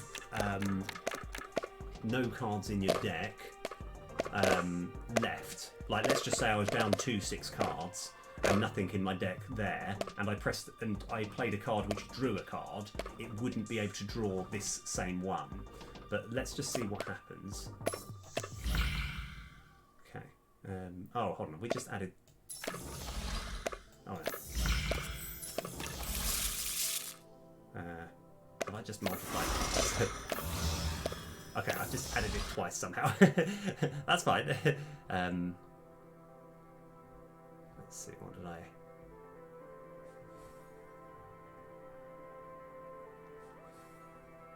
Yeah.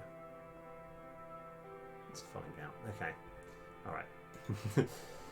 I'm not sure where I went with that.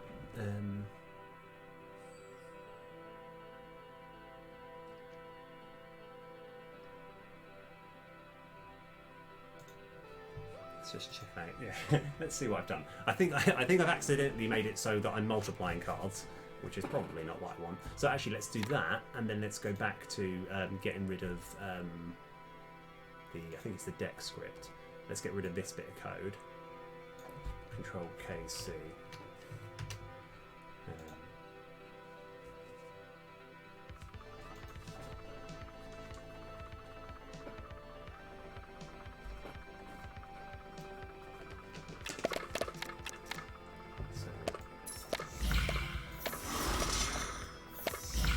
So it is adding 2. So something else is adding more cards.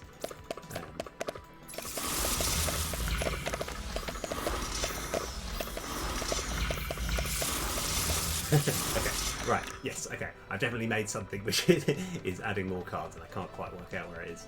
That's fine.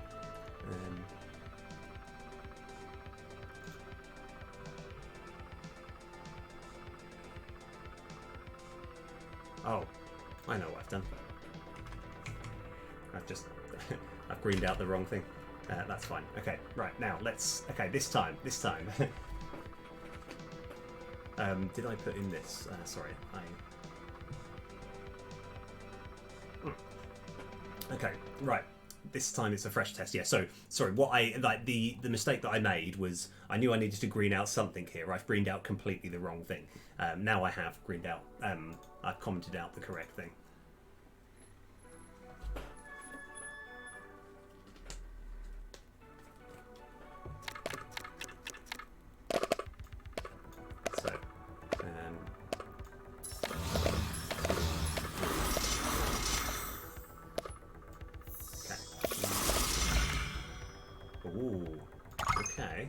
All right, let's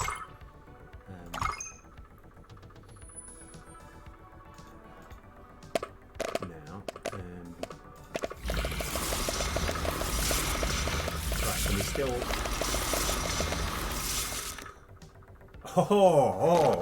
okay, all right, I don't want to get too excited here, but I might have fixed it. Yes, okay, right, we might have actually fixed it, because look, right, I mean, obviously this is just a peripheral test. Yeah, oh yeah, rock and roll. So at the moment, right, we should be having 10 cards. We've got 6, 7, 8, 9, 10. All right, now I'm again trying to create a problem.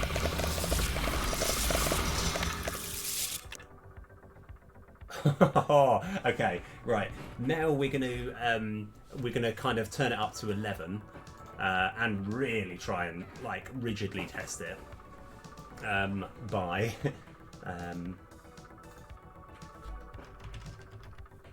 half the cards. All right, now I mean, like, let's add a few of these.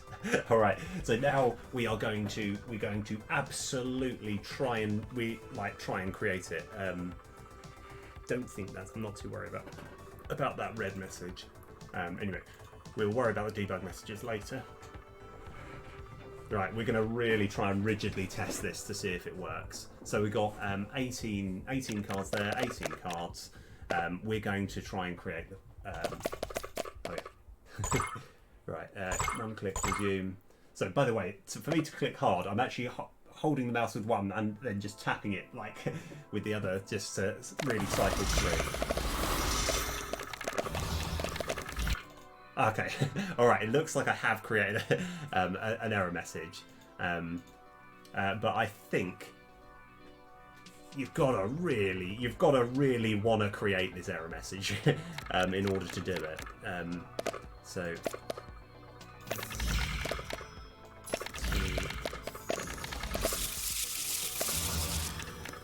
Just to see where we're up to.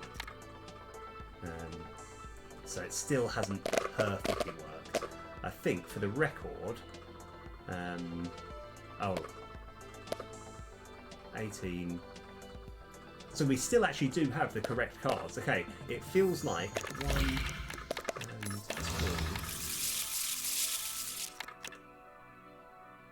So it looks like it's almost working. I might have to just kind of leave it there because that's as close. Yeah, I think it's some sort of good bug with when you're trying to, because this discards your hand instantly and draws 5, but then when you're trying to play it, another card while that's occurring. Okay, well, you know what? We've made progress here. What I will need to do at some point before I release the,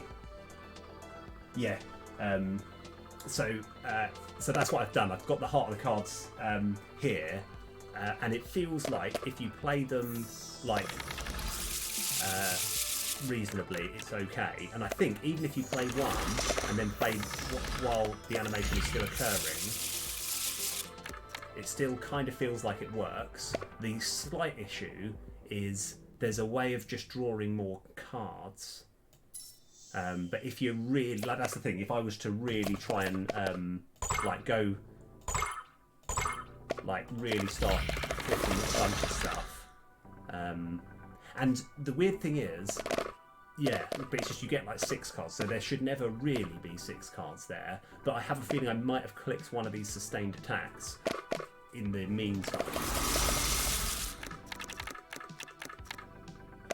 Yeah.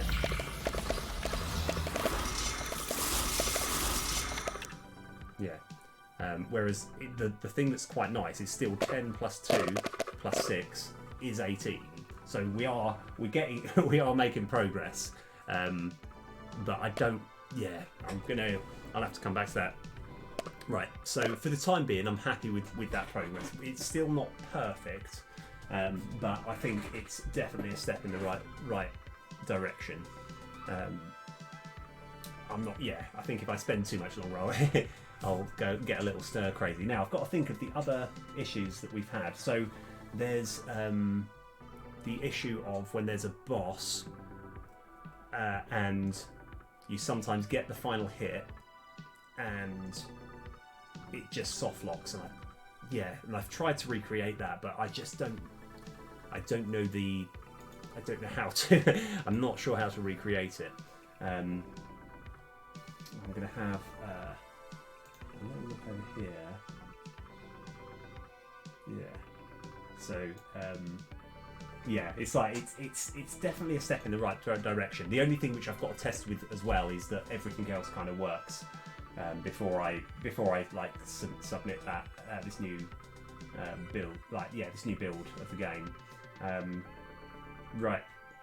So it's this one next is the the fact that the thing which was interesting. This was one of the soft locks which you showed me. It looks like the monster's actually already sort of jumped in for an attack, and then it's crashed there, which I've got again another thing which I've got to try and work out. But I will. I kind of have to wait till I see. I'll need to.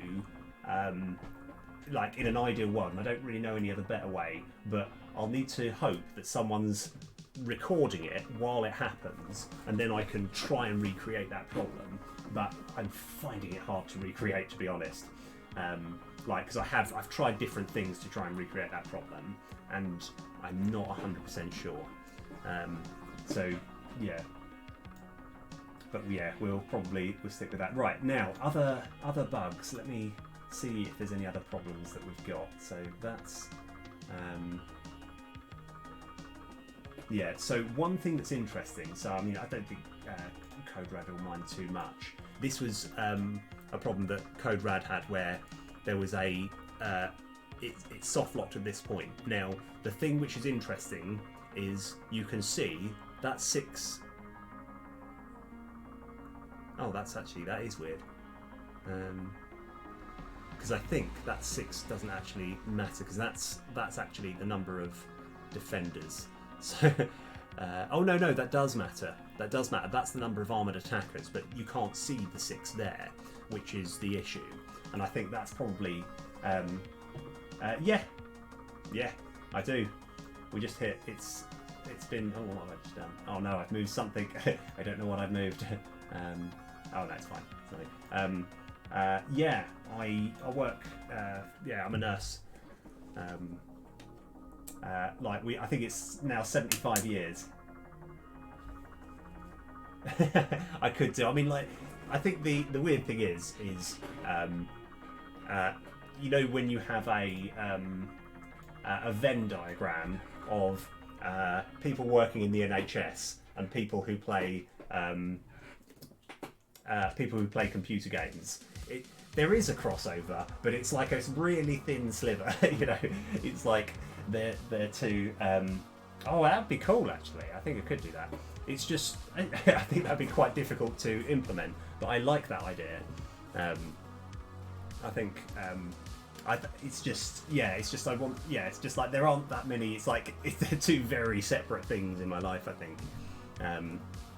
But yeah, so what we're gonna try and do. I mean, not that, like, don't get me wrong. It's it's all good. I'm proud of the work that I do, but it's like there's when you think of crossovers, you know, let's just say hypothetically, if I worked in IT, I would probably know more people that are into computers and probably play computer games, and I'll be like, oh yeah, so I can, you know, whereas there's not much of a crossover. Right, so I think that's most of the bugs kind of sorted / quote unquote kind of sorted. The big one that I just for the life of me cannot work out, actually CodeRad, when you sent me that screenshot, yeah, this one here, like I think what we've probably got to do, and I don't know an easy way. I think it throws after the attacks. Yeah, okay, that is good. Because what we've got to try and work out is, I think the easiest way, and not that I know any, the best way is essentially if I can see a video. Yeah, but I mean that's asking too much. It's more I'm hoping that I will come across it organically, because it's just the thing which I feel really bad about is like you've just helped me out so much, and there's not much apart from like putting your name in the credits. I feel bad. Like it just all I can say is just thank you for all of this. You've helped. You know, you've helped make my game so much better. It's like genuinely. Can only just thank you. It's just brilliant. So as far as actual bugs, oh yes, right, we've got a nice, easy, quick one. Right, let's go. Easy, nice. Let's go create a problem and then fix it. This one is going to be easy. Don't worry. I just remembered a bug, and we can do it almost straight away. I think. Okay, let's go create a problem. Alright, we just have to take this damage.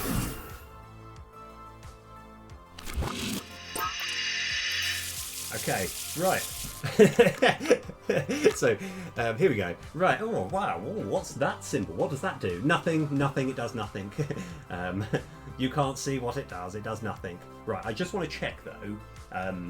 So, I can add that description. That's no problem. I just want to have a quick check of something. When the drone is created itself, you can see it, right? But it's just oh yeah, oh that's another little problem. I'm not quite as fussed about that because this is we've got it on the most square-like, the closest to a square-like screen. So, but you know what? I can probably try and fix that as well. So what we want to do two things in one go. Number one, very easy. We've just got to make the attack itself like hoverable when he does that move. I've just missed that. Yeah. Oh, but yeah, like that's really good. Right. Okay. So let's go. First of all, let's go make that move hoverable. Oh, I definitely should have. I should have kept the. Let's go. Just make things a little bit better. I don't know what I've just clicked on there. Oh no. Why is this here? Okay. All right. Well, this is just part of our layout now. Right. Let's go. So. Where are we? What was I going to do? Oh yes, right. So I think I'll have to actually just create it. Okay, good, it's gone.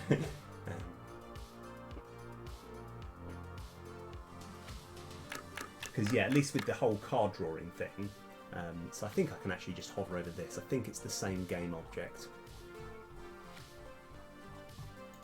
So let's have a look at this.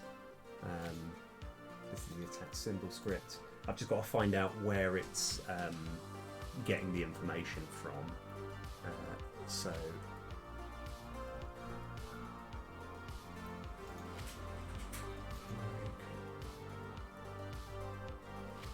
yeah, there's a certain point where I get the hover ability, where I sort of change it.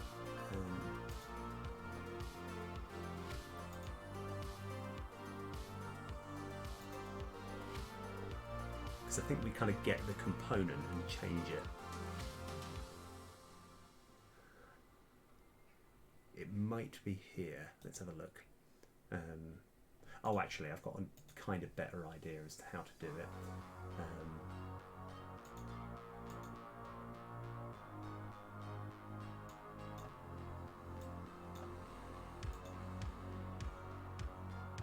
Oh, I think I might just add the component at runtime. How do I... Yeah, right, that's fine. So if I just have Control F...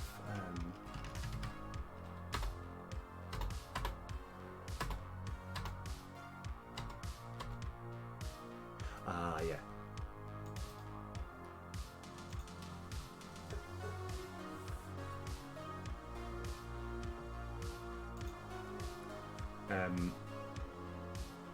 Yeah, because we've got to work out when we actually get the description, we've got to change it from there. I just got to remember where I find it. Yeah, I probably should have a better system for getting code.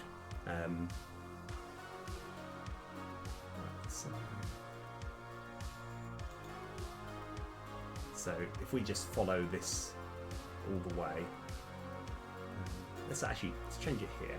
So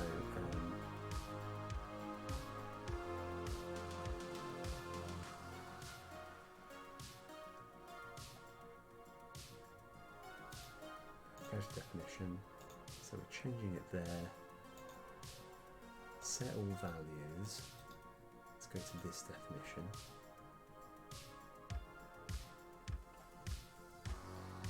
So that's actually not the thing that we're after.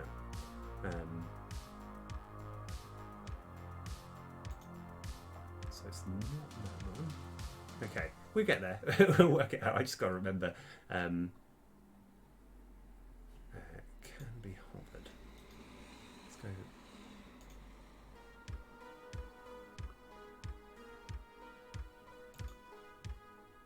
Yeah, so there's a certain point here where we're setting the text, because this is the Oh no. Okay. All right. Yeah. Okay. This is fine. Now we're fine. We're fine. We got it. Right. Go to definition. Destroy all of this. Get the monster thing here. Let's go to definition. Here. This bad boy. Right. Okay. We found it. Okay.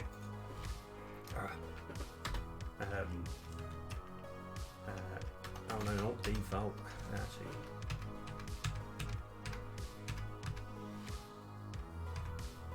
Okay. Home. Okay. Right. The screen's too big. I need to just zoom out just a little bit. Okay. There we go. Right. Case. Monster action type. Dot. And what did I call it? I called it.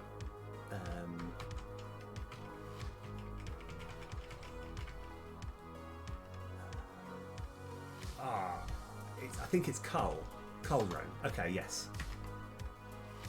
Okay. Return. Alright, yeah, we found it. Okay, I just need to find the right text. So, let's go find... it's going to be mostly this. And then we just change some of the text. Okay, attacks for that and creates a drone that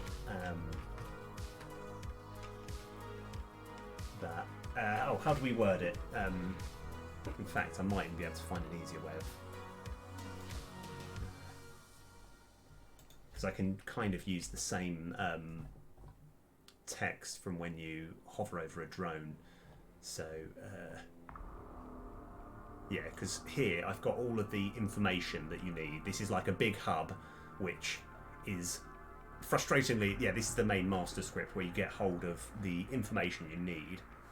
I've just got to find the one for drones. So if I go Control F, drone, get drone info, yeah. So the Cull drone. So this is kind of the information that we want. That splatters down. Yeah. So we just need to use essentially creates a drone that splatters down. Yeah. So let's go copy that and then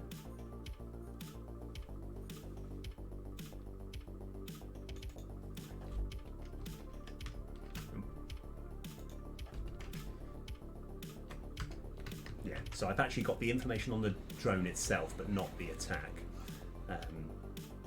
So let's just put this here and then work out how we can fit that in. Creates a drone that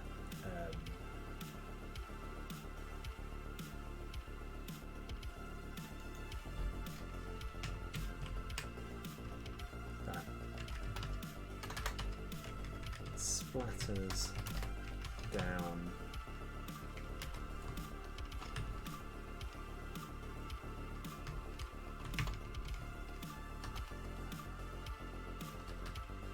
oh yes, I think it'll be actually it's always 50 at the moment, so I'm going to stick with splatters down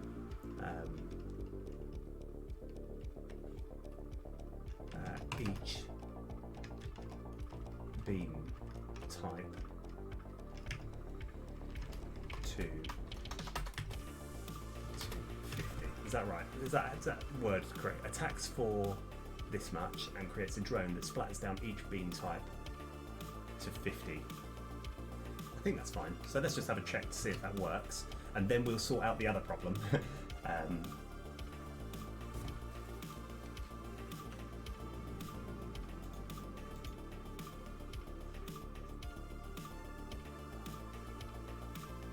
Right, now, is there any more once? So there's one other little thing that I want to fix as well.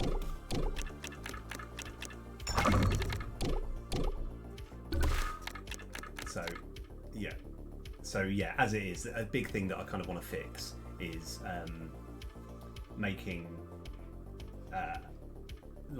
it so it doesn't come off the screen, which shouldn't be too difficult. I've just got to kind of have some sort of sense to work out how to do that. But let's just check that this text has come through, check that it haven't got any spelling errors, and for the time being, just so that let's go free aspect.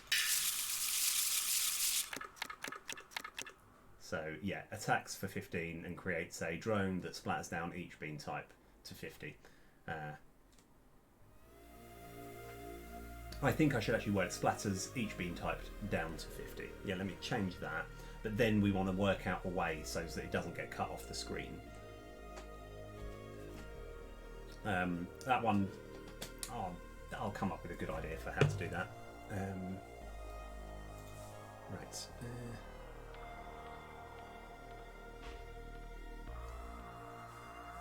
So let's just, yeah, splatters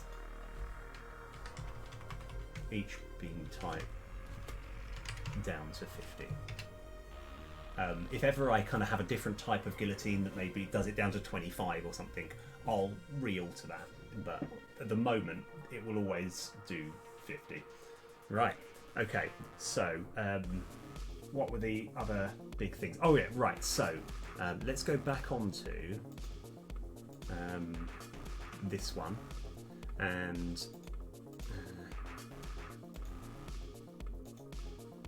yeah, and we've got to work out a way of making it so that when you hover things that come off the screen, we've got to kind of compensate for that. So you're hovering over there, but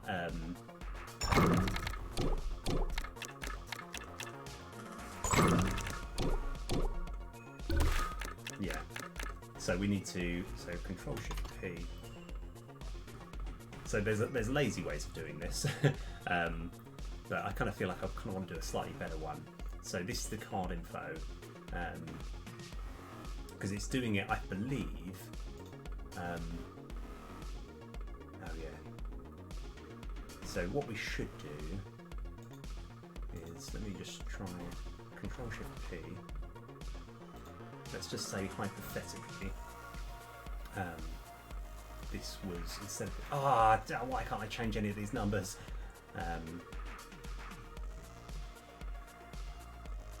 Oh, so if that was just down to 5, yeah, then that's actually kind of works out. So it almost fits in. I've just got to kind of work out a nice way in code as to how to do that. So let's go follow what happens. So can be hovered over. We create this, create once the info goes. Let's go to the definition.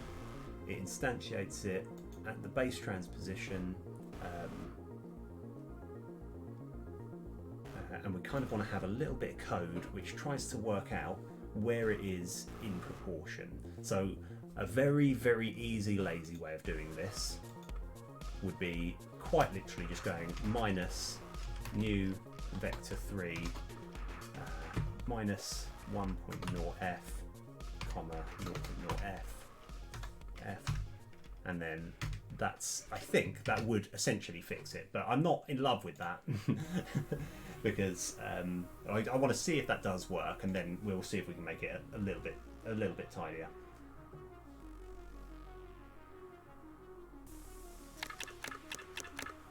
Right, let's go clear a few things. Okay, right. So, yeah. Oh, actually, I should have checked something else. Oh, I've done it too much. I've done it too much. That needs to be -1. Oh yes, of course. I guess. Yeah, I've gone the wrong way. But we can test. We can test to see if it looks okay here as well.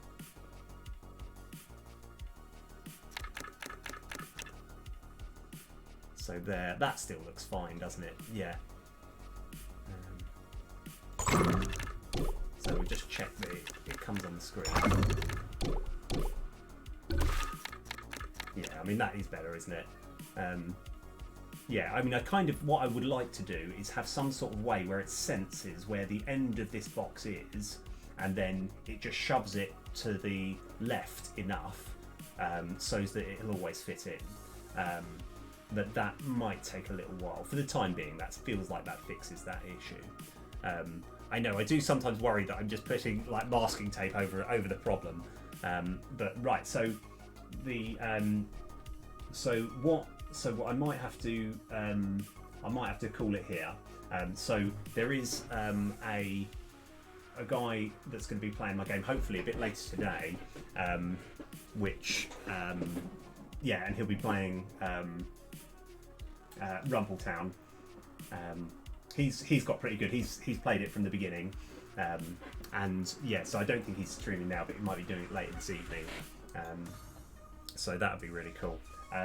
So what have we actually done today? So we set up the small problem of when you hover over that move. We have kind of dealt with the issue of not being able to like accidentally losing cards when you play a card and you discard it, but we've kind of narrowed down where the problem is, and I've come up with a decent answer to fix it. It's just if you are to play a bunch of what's it called, cards, yeah, if you're to play a bunch of heart of the cards, then it will still cause a problem. But one thing which I kind of want to do, just to put my mind at rest, is if we were to get rid of these heart of the cards, right, and let's just have a few more of these. So we're bringing it up to 15, right? I want to see if I can create a problem. So not quite yet. I want to just see if this problem has been dealt with.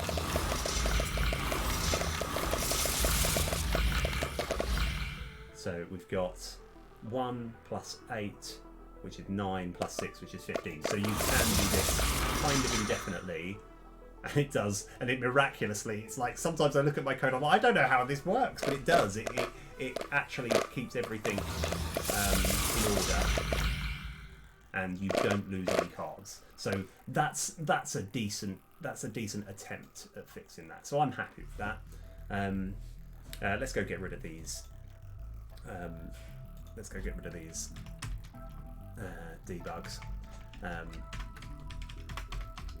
Now, what I might do, oh yeah, we've also solved when you get the final chest, it stops you from being able to exploit it by clicking it really quickly, then causing it to not actually close properly. Room 1 hour.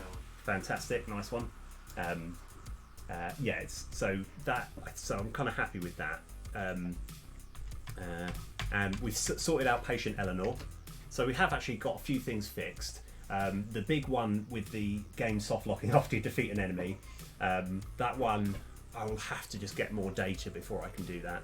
So before I put this patch up, so at the moment we're still trying to get to the bottom of it, and I just have no easy reliable way of creating that problem, because as you can probably see, once I created the problem in the inspector in Unity, then suddenly I can fix it, but I just don't know how to do it. But yeah, so I'll probably put this patch once I've done a full test myself, because I want to check. I've got to play through a full round of Rumbletown to check that I don't run into any more problems. So yeah, I'll sort this patch out as soon as I can. Right, for the time being, I'm going to call it here because I'm getting a little bit frazzled. But thanks so much for everyone. Thanks so much for the support. This has been awesome, this stream. Absolutely awesome. I'm going to have a little look, see who I can raid. Let's have a look. Right. Ooh, right. So I think we've kind of got to go with old reliable. Yeah, Tim Bodette is a fantastic. Right.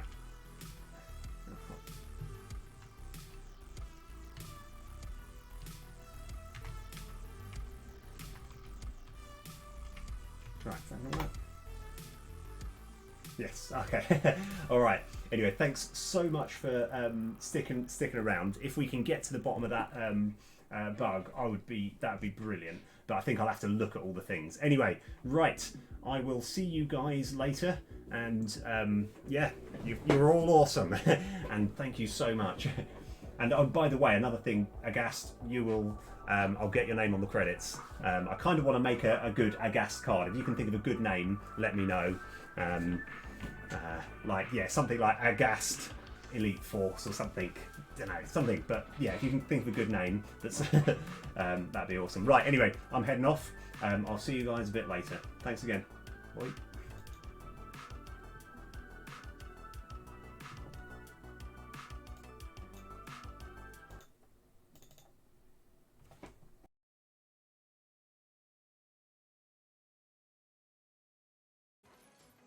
Ow! Spike!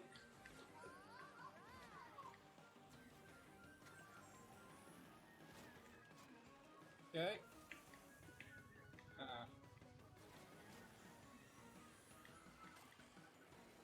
Hey, hey, hey!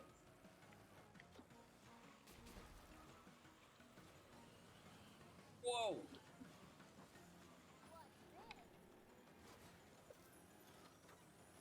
What is that icon?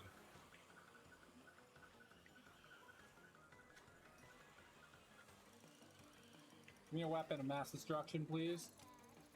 That's cool.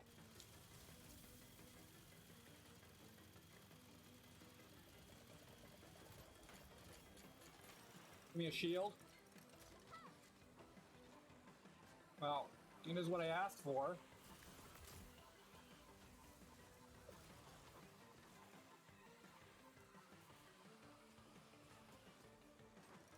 That's it?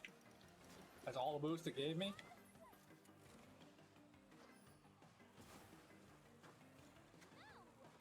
What the hell just happened?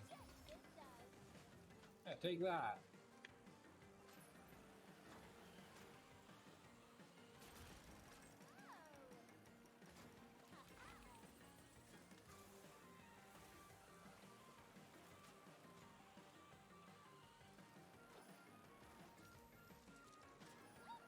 Okay, it seems like both top triggers or buttons are doing the same thing. I have like 0 out.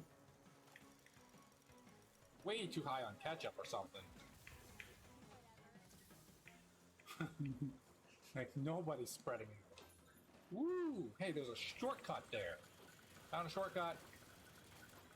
Holy shoot! It's thundering and lightning out. That was insanely close.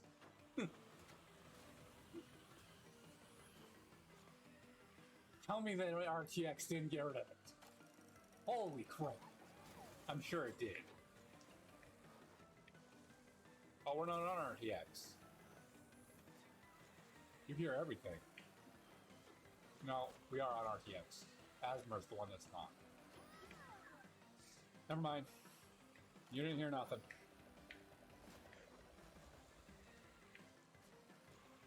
I don't know how you're supposed to use your boost.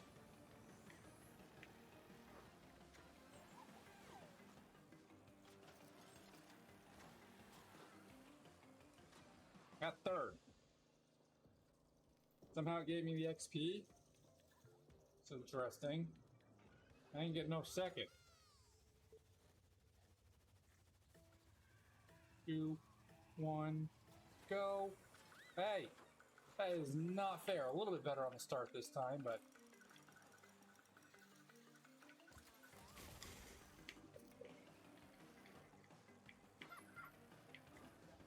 ow! What the hell? Why is it locked? I had a shortcut there.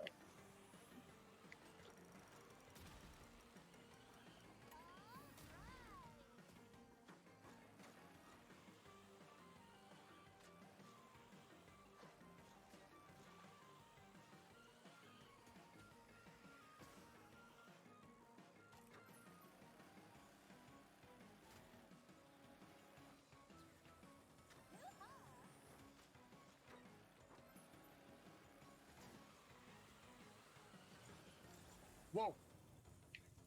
That wasn't fair. I had no idea that was supposed to speed me up.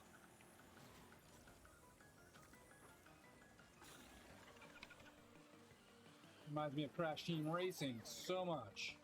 Come on, Stubo. Oh, I need to put the thing on, don't I? Oops. Oops, oops. Need to give it the right category. The karting. The Carters 2.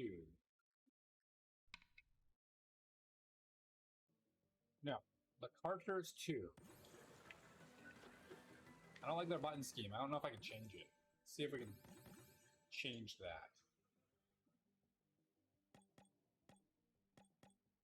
X input enabled. That's fine. It'd be great if you just told me what they were through Xbox controls then, because I could tell you what my controller is supposed to be. Interesting. Mapping, keyboard, joystick 1. Ah, there. Accelerate. Right trigger. Thank you.